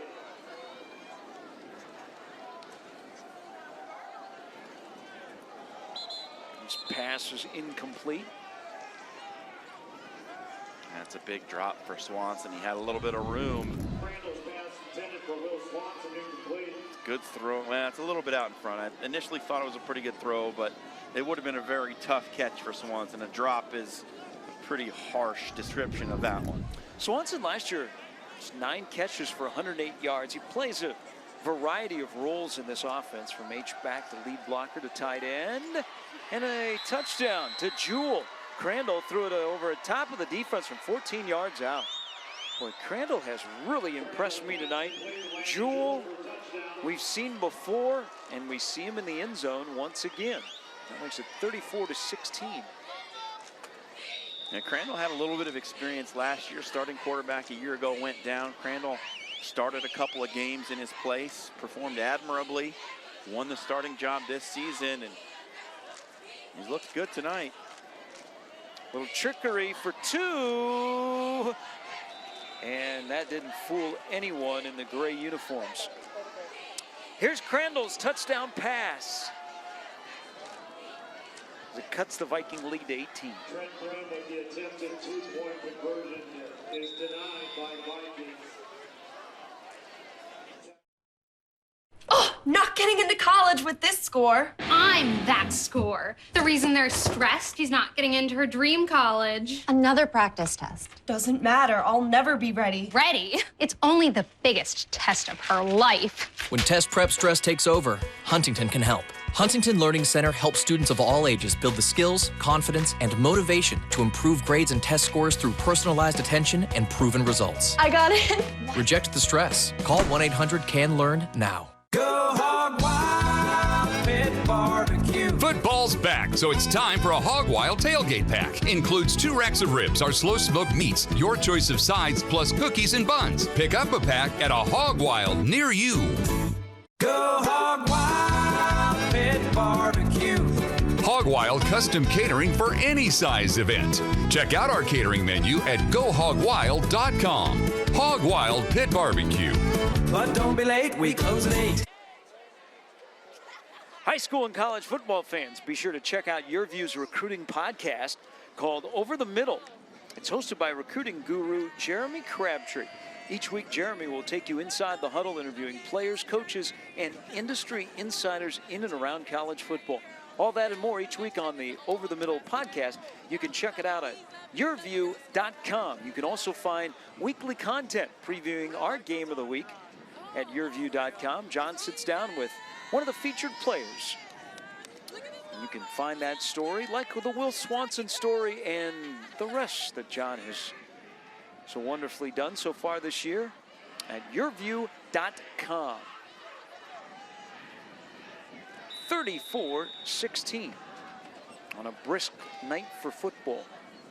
In early October in Omaha, Nebraska. We are in northwest Omaha tonight. Back deep to receive this kickoff. Fairgood Jones, and this kickoff will go out of bounds. So we get to see a pretty efficient North offense. There is Hagan, the junior quarterback, right there. 5 possessions, 4 touchdowns, just 1 punt. I would say that is efficient. So we talked about the Burke loss that they will be talking about at North for a long time. Just the way that game unfolded. They were ready to close it out. They were going to take a safety, and then didn't happen. They lost their opener to Creighton Prep,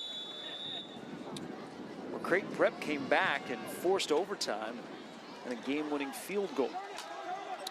So the Vikings will keep it on the ground. Fairgood Jones sprints out across the 40 for a pickup of 6. This backfield for Omaha North is something else. I mean, they can come at you with 3 really good running backs. And this is Fairgood Jones, really some of his first involvement carrying the ball here tonight. And Llewellyn's been in there, Scott's been in there, and now in the third quarter, you go to the third guy, and he can house it just as well as the other 2 can. Hagan under center, more under the center tonight for North. That was concerted effort put forth by the head coach, Larry Martin. Going to be 3rd down and short for the Vikings, who have led throughout the entire contest, up 34-16. Llewellyn on the ground's got a couple of scores. Hagan's got a couple of touchdown tosses. North went 6-4 last year.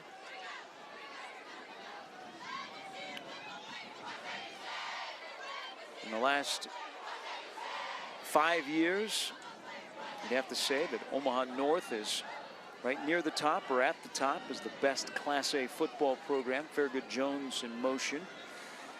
Now 4 wide receivers to Hagan's left, and Hagan finds Fairgood Jones. Can he make a play? There is a flag down, and Fairgood Jones is going to go down courtesy of 5 Titans.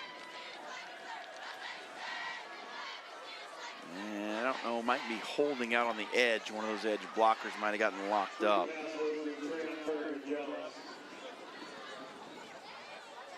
And there is no flag. Lyle Mead, our referee, says disregard the flag. And 4th down for the Vikings, and this will be their 2nd punt of the evening. Well, that Titan defense did the necessary. They needed to come out and have a 3 and out. They couldn't afford to be giving up another long drive. Down 3 scores here with just about 3 minutes left in the third. They need to get the ball back and punch one more in before we head to the 4th quarter. Elkhorn South has taken the lead over Millard South, 21-20, with 8:50 to go in that game. West Side and Elkhorn South will be our game of the week next week. That one could be a barn burner. That'll be a key game for playoff positioning. So here comes the Titan offense. We have been really impressed with the Titan offense tonight. When they've avoided mistakes, they've had some success. Crandall is really comfortable in this offense. Now down 34-16, but not afraid to throw the football on 1st down, 2nd down, or 3rd down. Crandall will throw it on first down. Rolls out, throws deep down the field, and it is incomplete. There was contact between Jewell and Duff, and it is incomplete. It'll be second down. It's the double move play once again, and Duff reads it very well. Unlike before, where he gave up the long touchdown pass. Duff just came across from that deep safety spot, saw the double move come and broke up the pass. Good play. Tempo for Papio South, but yeah, it's going to be a false start on Jewell. Jewell was ready to go. He was working on the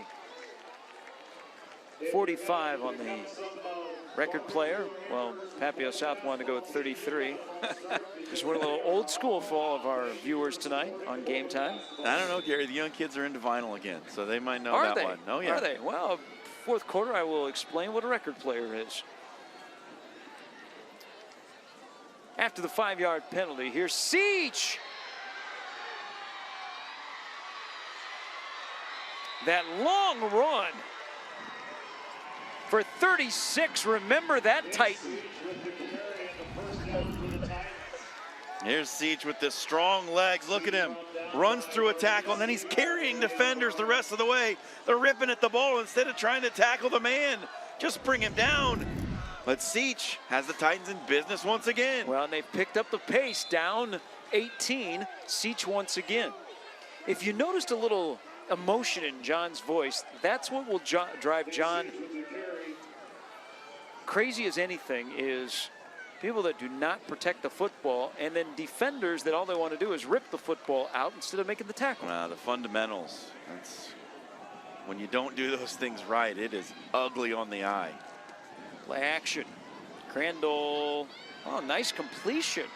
Looked like he was going to throw it out of bounds. He had the receiver on the boundary. That's the big tight end Trout, who made the catch, got positive yardage. That's a first down. And all of a sudden, the Titan offense is moving again. I don't want to bring it up, but I have to, Gary. This North team has struggled with late game situations this year. They built up a big lead, and they may have gotten just a little bit comfortable here in the second half. That has been a familiar story against Prep, against Burke. 2 minutes to go in the third quarter. And Siege once again. At 5'8", you can't find him. The only people that are finding him are great cameramen. That's a pickup of 7. Second down and 3. But one thing that Papillion La Vista South has done here is they've gone with more tempo, and they're not allowing. North is having trouble getting fresh bodies on the field, and this flag here will be on the Titans. False start penalty against the Titans. Yeah, it was the near wide receiver. Split out wide, just got called for the penalty. I think it's Horn. Lined up on this near side, just got a little bit antsy out here. They may have been running a fade route this way. Siege last week had 239 yards against Lincoln Northeast. He is 6 yards shy of hitting the century mark against the Vikings. Millard South has taken the lead against Elkhorn South with 5 minutes to go, 26-21 in that game. Here's Siege. He won't get to 100 on this carry. He will add 3 to his total, and now third down and 5, 4 down territory, down 34-16 as we near the end of the third quarter. Well, watch the man in the slot, Landon Jewell. Down here, this is where he has been money. Heavy set to the left. That's the way the Titans run. Siege, first down. He's over 100. They motion the tight end to the near side. It makes it the strong side. You get Jewell blocking out of the slot. Swanson with a good block from the tight end position. And Siege hammers away at that defense that's looking a little bit tired now. Hands on hips for those front 3.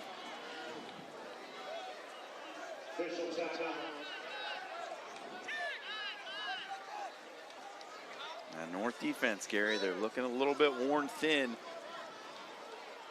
La Vista didn't have a lot of success running the ball early, but they stuck with it. They've just been hammering away like a boxer throwing body punches.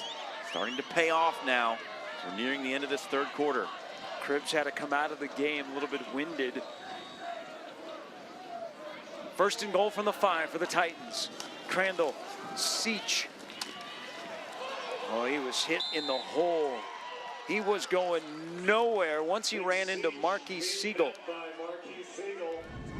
And they ran the exact same play again. Motion the tight end to the strong side, have him kick out. But Siegel runs the alley and drops the thunder on Seach. Siegel is all over the field. Boy, he's gonna field that one in the morning. Last play of the third quarter. Seach hit again. Cribbs comes off the sidelines after sitting out a play, makes the tackle, maybe a loss of 1, and that's how the third quarter ends. And now it'll be third down and goal from the 5. We're through 3. Omaha North 34, Papillion La Vista South 16. Come back from the 4th. It's game time on Your View.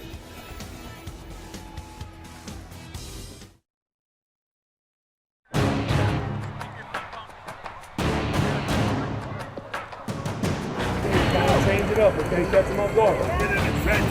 Do what you do. To the 30, to the 20. Battling his way to the end zone. Nobody can stop him. Intercepted down the sideline. Nobody's going to catch him. Game Time High School Football is brought to you by Iowa Western. The world is waiting. When it's your business, owner is just one of your jobs.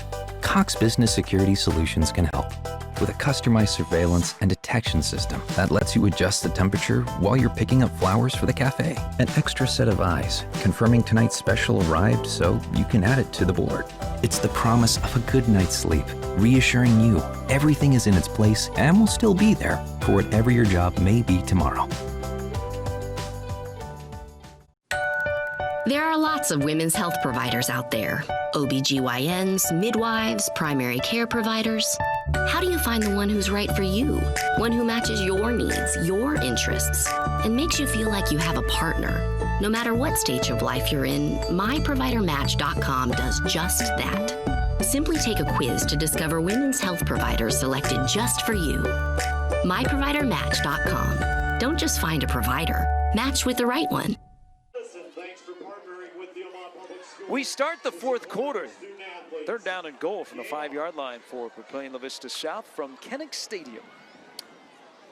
We had a brief sprinkle or two during warm-ups. Rain was in the forecast. We've not had any precip during the course of action tonight. Temps have dropped. Kickoff temperature was 56, so we are into the upper 40s right now. The wind has been a factor.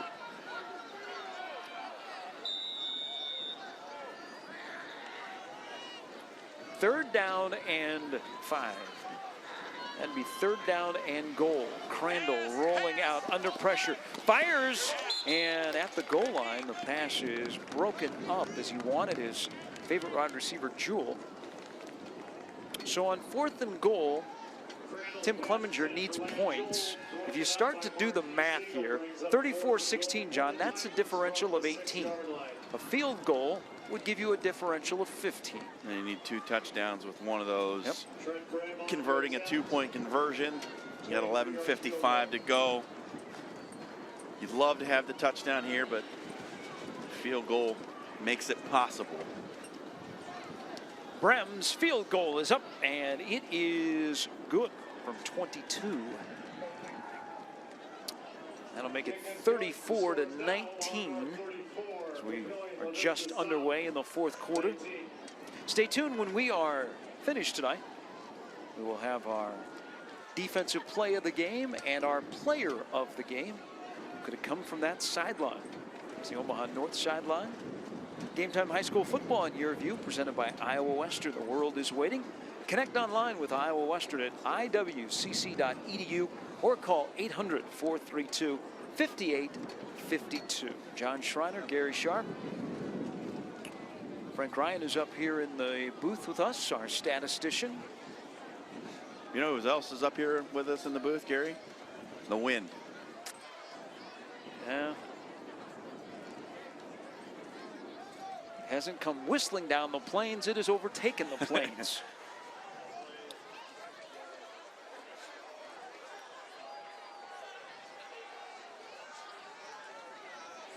Lots of time to go, 34-19. You notice that Papillion Vista South does a lot of these funky special teams things. And Tim Clemenger said it's just to make the other team have to prepare for it. It shortens their preparation time by forcing other teams. They put all this stuff on tape so that everybody has to focus on things outside of just what they're doing on offense and defense. So there is some gamemanship besides that goes on from Papillion La Vista South. The kickoff will be returned. Siegel, there he goes. He had a long punt return that led to a touchdown to begin the game. And this kickoff return for 34 out to the 35. If you are watching this game from our vantage point, the Papillion La Vista South numbers on their uniforms are tough to see from afar. As in you can't see them. That is a little bit by design. So when the opponents are watching game tape, they can't right away pick out who's who. Llewellyn, he reverses direction and hustles around the corner before being pushed out of bounds. Got a pickup of close to a first down. He might have a first down here. He does. Boy, that's a great run by Llewellyn. Hey, he's got ball carrier vision of about 95 right now, Levon Llewellyn. We're giving him Madden ratings because he's made some really good reads running the football tonight. You're more new school. I went with a record player earlier. You've gone with Madden. Yep.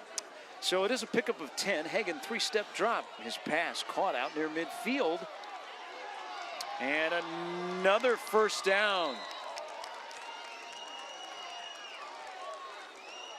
Keyshawn Williams carrying Titans all the way to the 39-yard line. Let's give Keyshawn Williams his credit. He broke all those tackles, but it's really poor tackling by that Titan secondary. Someone's just got to come in and drop the hammer, put him on the deck. Instead, it was kind of patty cake out there for that secondary, and Williams just kept chewing up yards.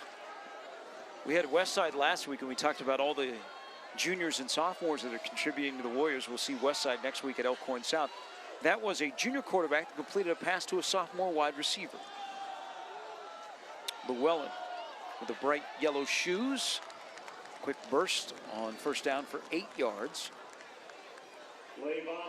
Llewellyn is only a junior. Tackle led by Tyler White. Get a look at those Nikes. Can't miss them.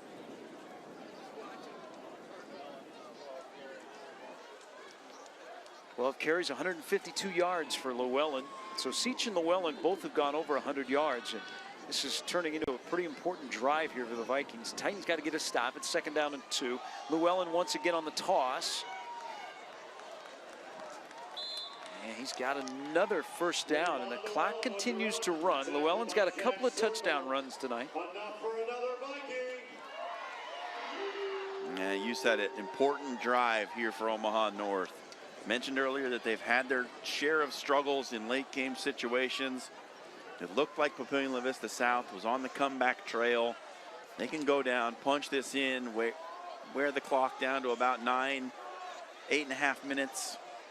It'll be just about lights out at that point. Scott is into the game. Scott is on the run around the corner to the end zone, touchdown. He came in, he tapped Llewellyn on the helmet, patted him on the derriere, said, I'll get the next carry while you take a little breather. And Scott gets it and puts it in the end zone. Perfectly blocked play up front and well read by the running back. Look at these big fellas get out front. Bang, kick out block right there. Scott with a great read. Gets outside, nobody's catching him. And that's the put away drive from the Vikings. Scott's only a junior. Sam Scott's going to have his pick of schools. There is no doubt. Maya with the PAT. That makes it 41-19 as the Vikings answer the Titans score.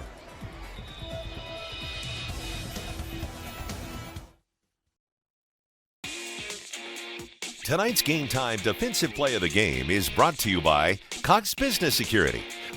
Check out the stories behind the games all season long. Visit yourview.com.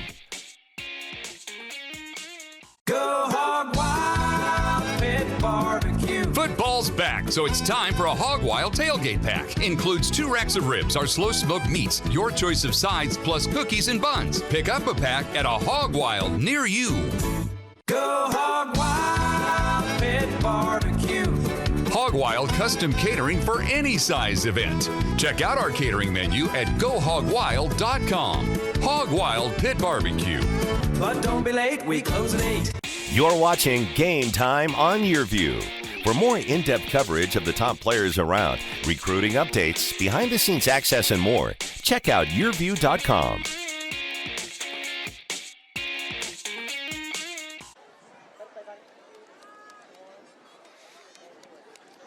So now it is Papillion La Vista South's opportunity to respond. They've got a quick strike offense, but they're going to need more than one.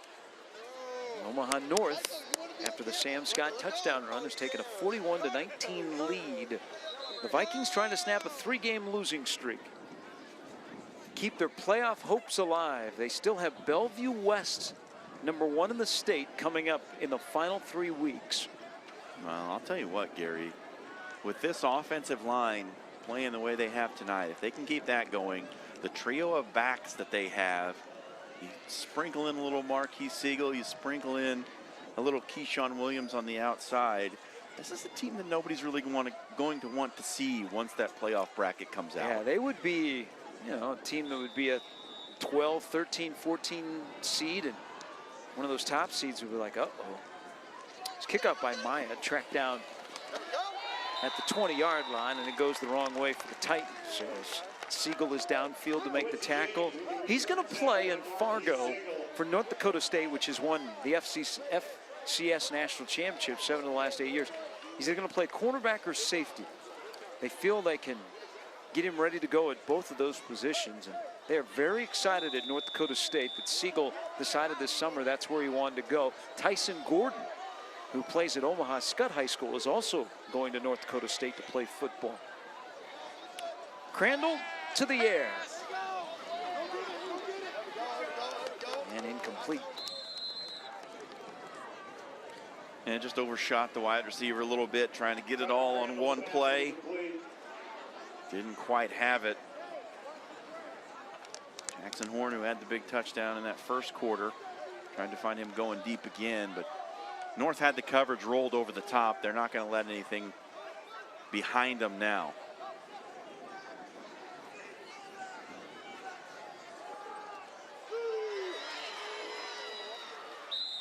And Seach goes for 17. Seach is over 100. Llewellyn is over 100. And he's probably going to be able to eat up some yards here in this fourth quarter because it's a soft coverage being played by North. Keeping the ball on the ground, probably not the way that Papio South is going to get back into this one. Crandall with a quick pass to Horn. Crandall throws a fastball. He's got a nice assortment of wide receivers. I'm very impressed by the skilled players on this Titan roster. They don't overthink things with this offense. Again, it's just predicated on things that the defense doesn't like to see.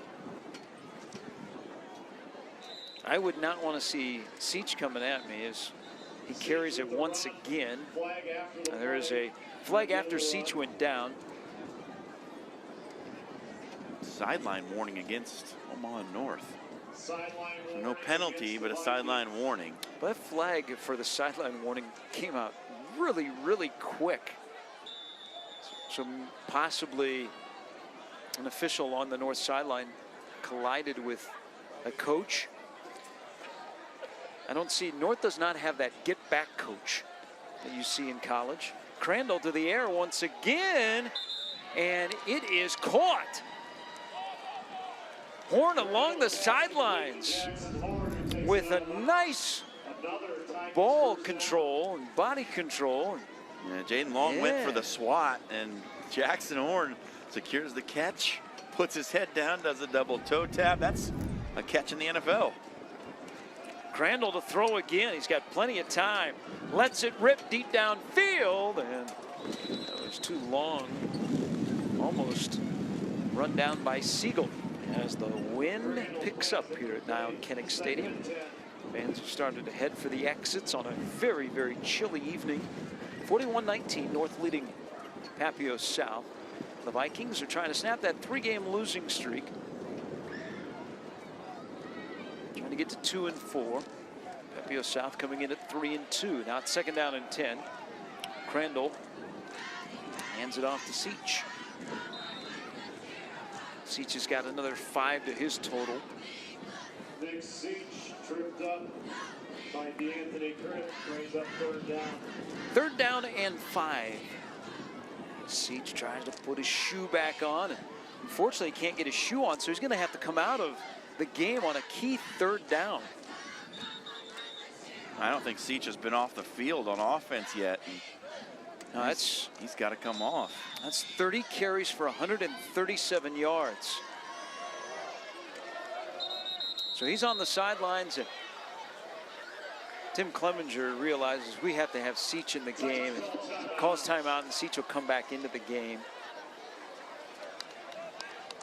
8:32 to go in the 4th quarter. 41-19. We're back for the key 3rd down play for the Titans after this. It's Game Time on Your View.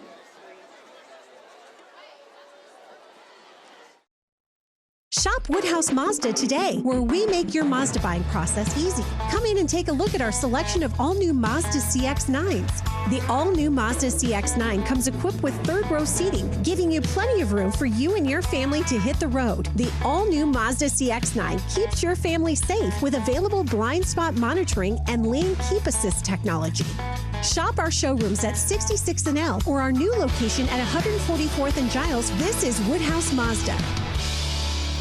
Another bad grade? I miss little grades. And the square root of her biggest problem. I studied all week. I miss poor study skills. I stress beyond her comprehension. We can't keep having this conversation. It's not like I want to fail. When low grades follow you home, Huntington can help. Huntington Learning Center helps students of all ages build the skills, confidence, and motivation to improve grades and test scores through personalized attention and proven results. Keep low grades out. Call 1-800-CAN-LEARN now. Tonight's Game Time defensive play of the game is brought to you by Cox Business Security. Check out the stories behind the games all season long. Visit yourview.com.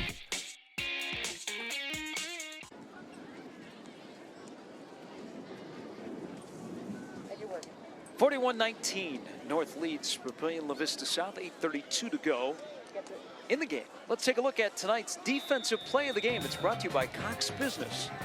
Yeah, it happened early on. Keyshawn Williams with that scoop, and then the score. And that was a big turning point early on in this game. Always know what's going on with detection and surveillance products that protect your bottom line and help your business stay ahead of the unexpected. That's the defensive play of the game. That's Keyshawn Williams.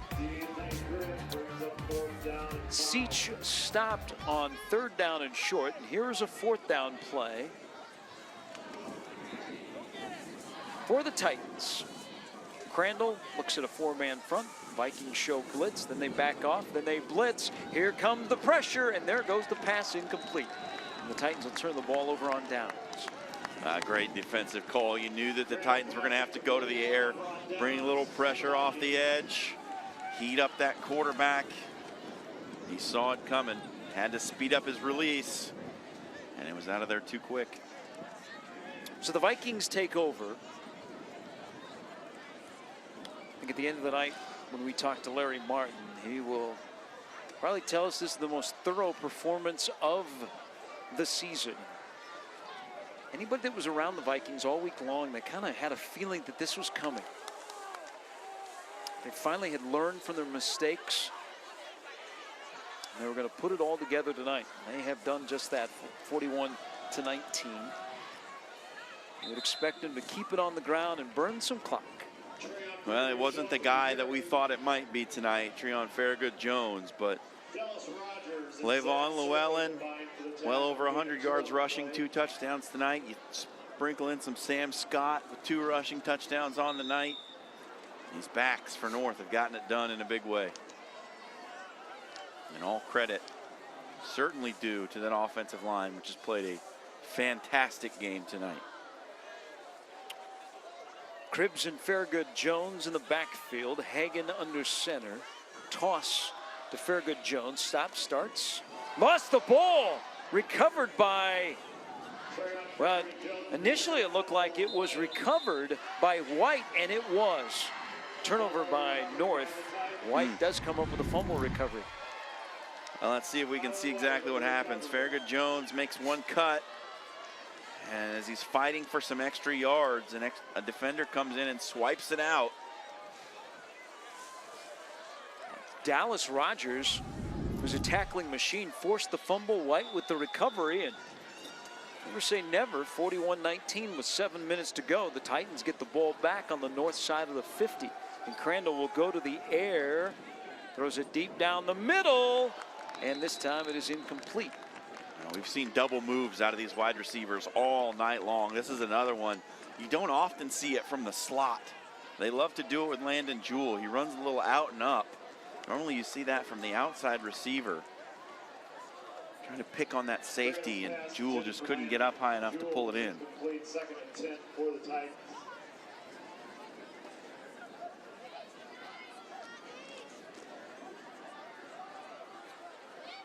Stay tuned at the end of tonight's game. We'll chat with the winning head coach. Seach tripped up. Gonna lose a couple of yards. And Seach comes up limping on his 31st or 32nd carry of the night. That was an old-fashioned power play where you pull the backside guard and tackle, and those defensive linemen just got too much penetration into the backfield to allow those linemen to get out on their blocks. 33rd carry, much better. First down for Seach. He got all the makings of in an area that's got a lot of talented running backs. Nick Seach has got to get some mentions for All Metro when this season is over. He's nearing back-to-back 200-yard games as Crandall completes a first down pass to Trout. Connor Crandall's complete pass to Jackson Trout. Now into the red zone. The clock is working against the Titans. We hit the 6-minute mark. And Seach goes down, and he's helped right back up by Keyshawn Williams. Yeah, Williams came off the edge on that blitz on the last possession on 4th down and heated up Crandall, and he comes all the way around from the backside and tracks down Seach to make the tackle on this play.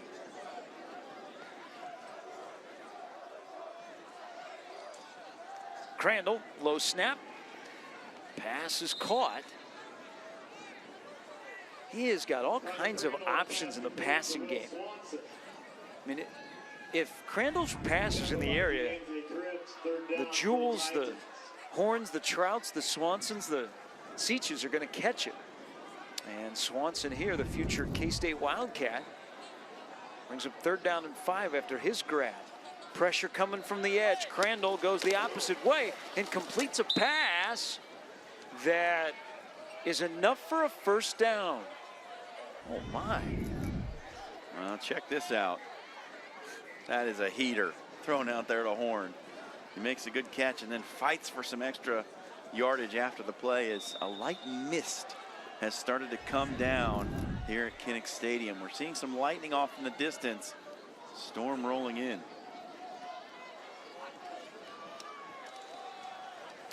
Seach on the inside handoff, and he's inside of the 5.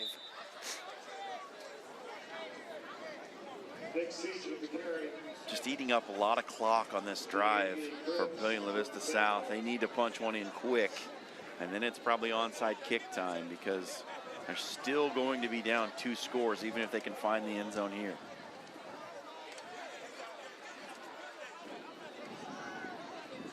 There was a flag against Papillion La Vista. And a legal motion penalty. Another one inside the 5.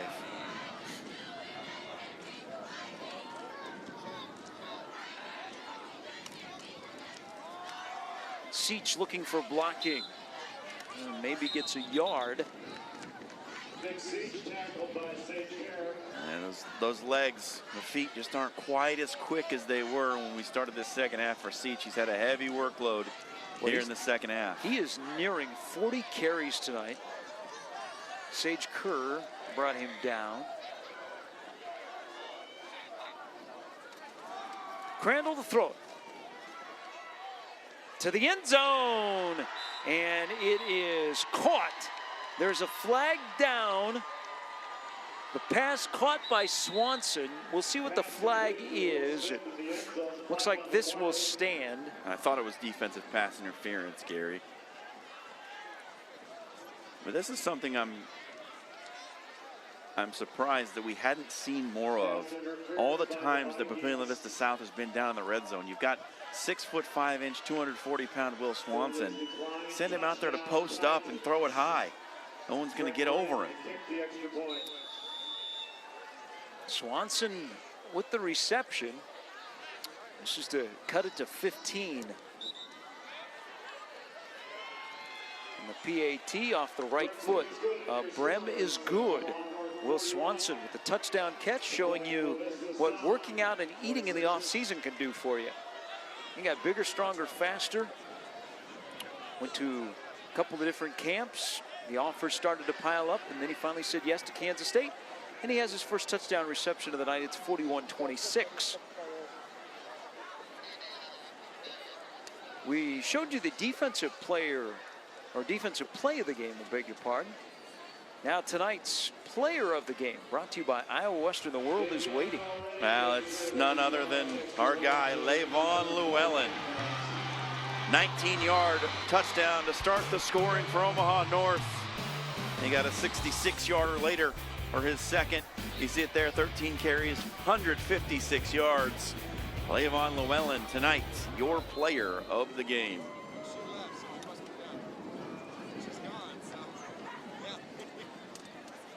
Now North with 3:53 to go in the game, and there is that light mist. John also doubles as the game time weatherman. Gets the whole crew around him about an hour before kickoff, and he gives his weather report. Well, it's a hard job, Gary, but somebody's got to do it. A couple of people on our crew, they were not ready for the conditions, and unfortunately they're wearing shorts. Expecting an onside kick here. You'll remember that Papillion La Vista South had to take a timeout when Seach lost his shoe. We'll see if that proves costly. And the wind knocks the ball off the tee.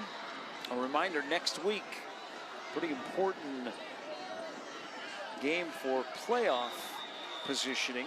Elkhorn South and Omaha Westside from Elkhorn South. Little short kick over the 9-upman for the Vikings.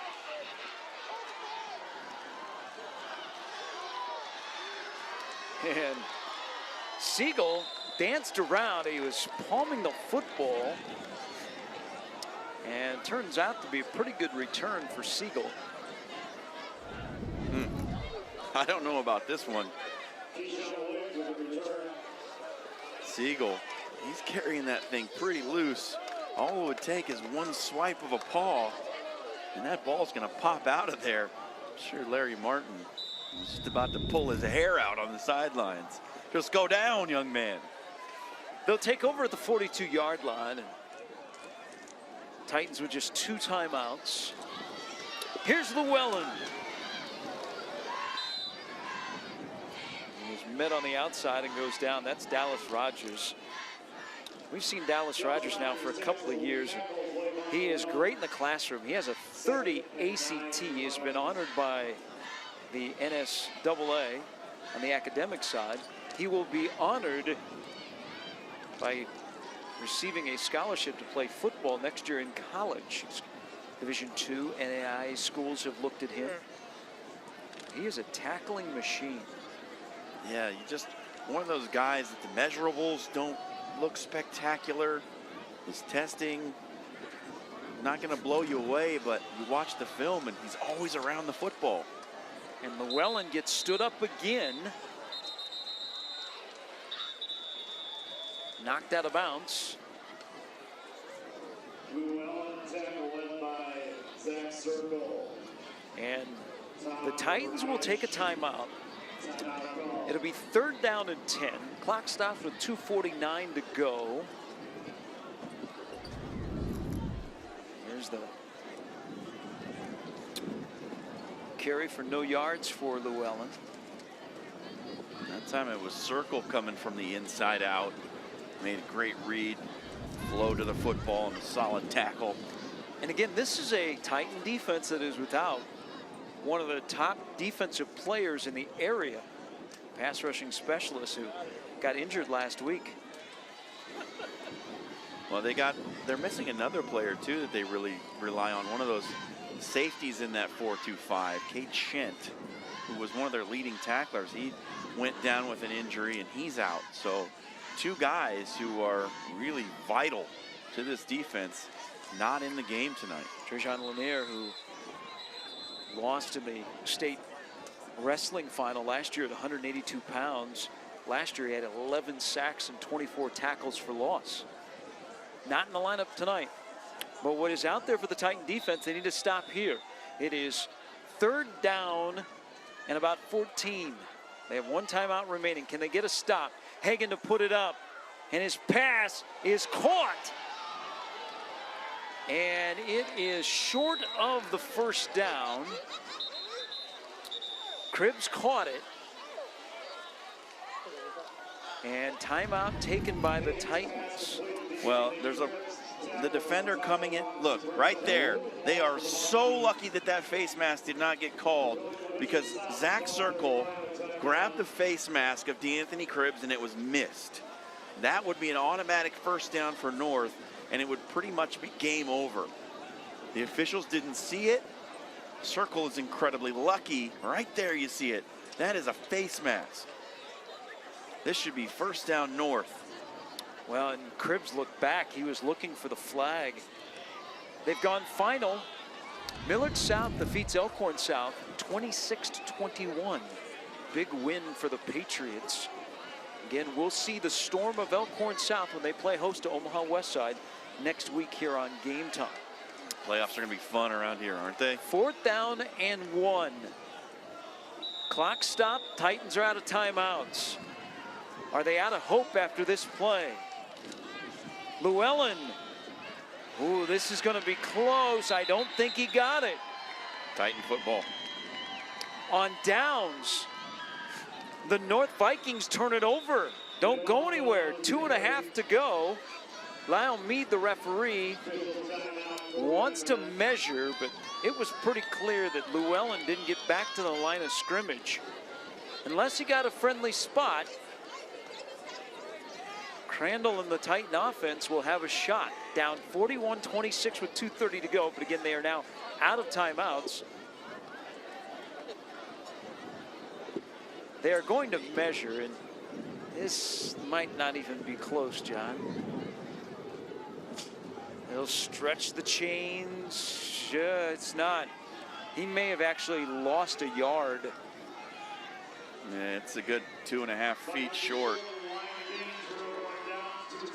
And suddenly, we have a football game again with 2 minutes and 30 seconds to go. At 41-19, it looked like it was all over but the shouting, Gary, but how about this? You would expect Crandall to put it up, and they're going to have to go quick again with no timeouts. Clock does stop in high school on a 1st down. Screech to Crandall's left. 4 wide receivers. Crandall takes the knee-high snap, pressured, rolls out, on the run, looking downfield, got to get rid of it, fires downfield, but it is incomplete.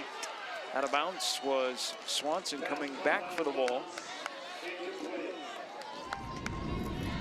Let's take a look. Swanson's going to break his route off and come right back into your picture. And he's well out of bounds when he makes that catch. Temperature dropping, wind picking up.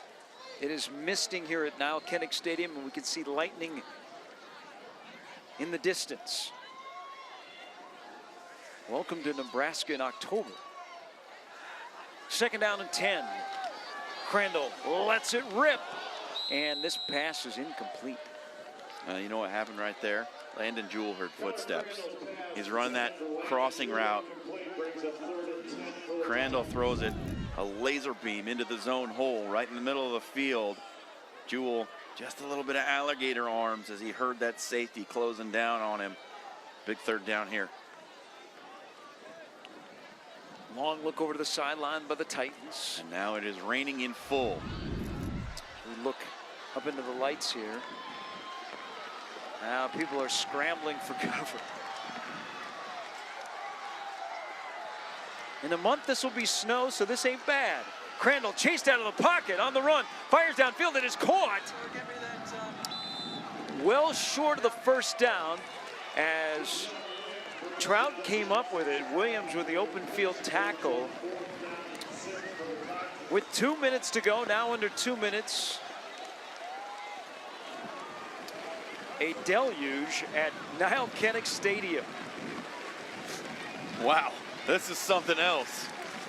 It is now raining sideways. There is lightning in the distance. They're trying to continue this one. The pass dropped. Oh, enough for a 1st down. But as that ball got a little wet, Jewell dropped it. So it is 4th down.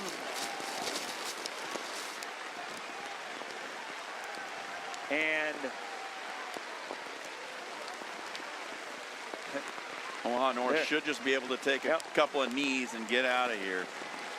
Yeah, there you go. It's people are heading for the parking lots. They were wearing hoodies and winter jackets when the game started. Now they've got ponchos and umbrellas out. If you're new to Nebraska weather this time of the year, welcome. We're giving you everything. As victory formation for the Vikings. And they're going to snap a 3-game losing streak. They needed to win tonight to keep playoff possibilities alive. They have done just that. They will get Lincoln Northeast next week.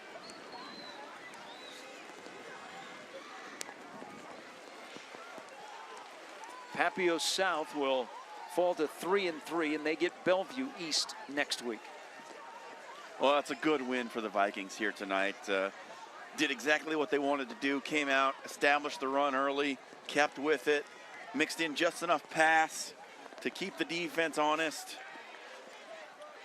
All around good team effort, good win for this Viking squad. And as we near the final play of the game, the wind and the rain lets up as Hagan will take another knee, and the Vikings will move to 2-4. Papio South will drop to 3-3. Both teams 1-1 in the district.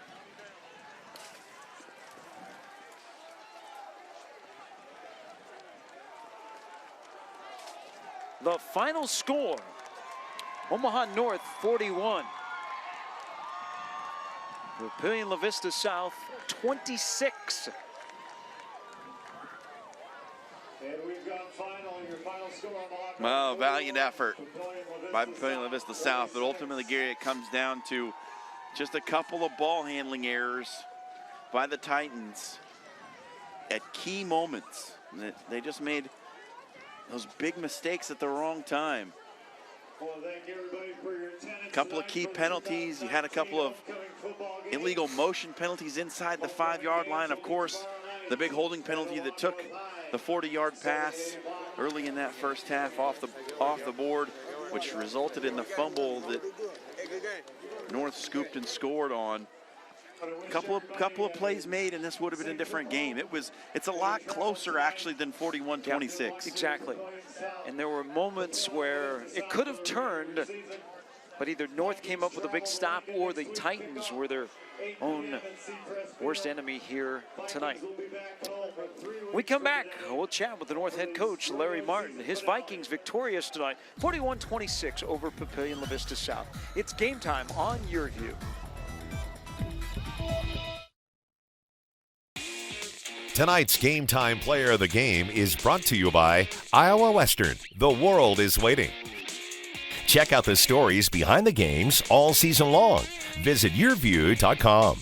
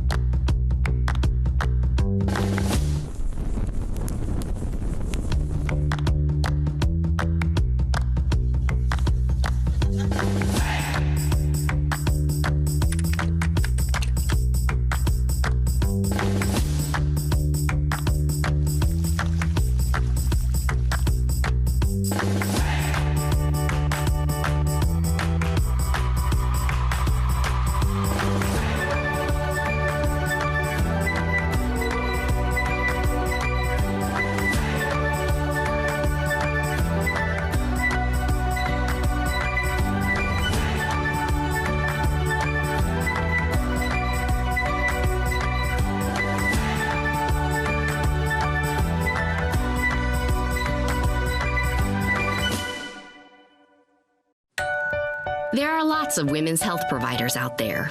OBGYNs, midwives, primary care providers. How do you find the one who's right for you? One who matches your needs, your interests, and makes you feel like you have a partner. No matter what stage of life you're in, MyProviderMatch.com does just that. Simply take a quiz to discover women's health providers selected just for you. MyProviderMatch.com. Don't just find a provider, match with the right one. You're watching Game Time on Your View. For more in-depth coverage of the top players around, recruiting updates, behind-the-scenes access, and more, check out yourview.com.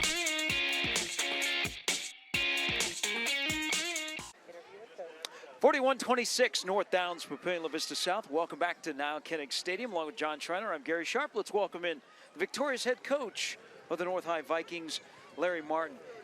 You talked before the game with John and myself, Larry, that you were changing some things, but I think there were guys on your staff that had a good feel about the preparation this week, that this is not a surprise how well you guys played.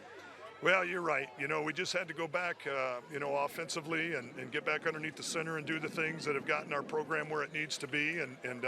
But, hats off to Papio South. Their kids played hard all night long, and I thought it was a hard-fought football game with some momentum changes, but extremely happy for our kids and our coaches, and good homecoming win for us.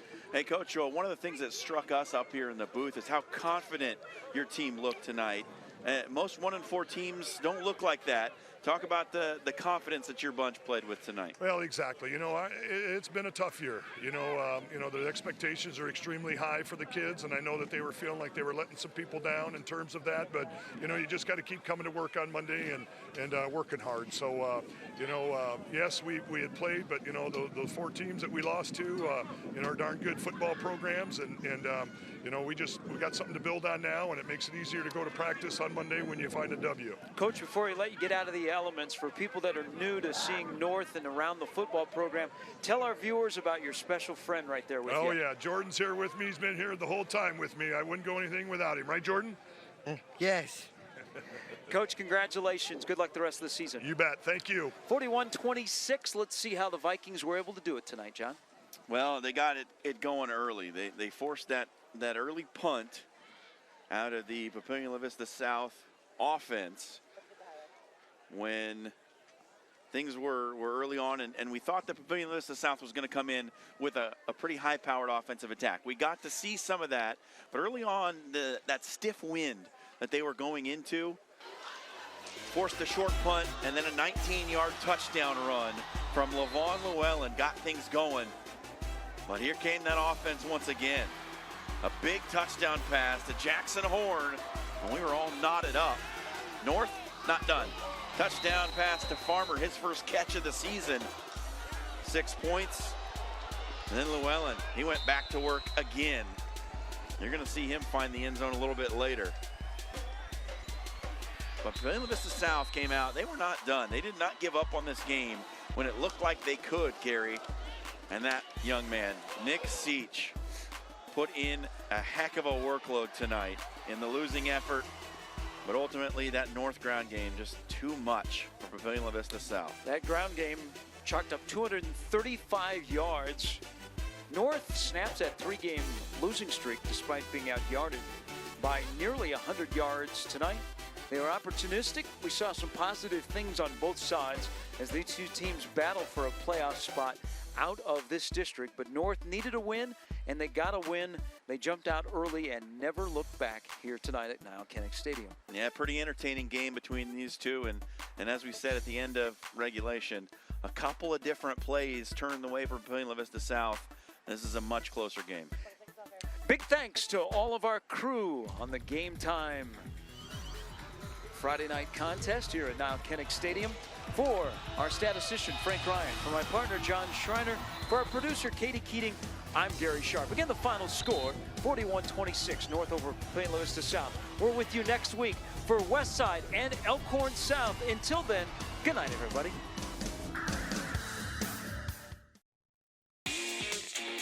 Game Time high school football action on Your View is presented by Iowa Western. The world is waiting. Connect online with Iowa Western at iwcc.edu or call 800-432-5852. High school football fans, for more behind-the-scenes coverage, podcasts, interviews, and more, be sure to check out yourview.com all fall long.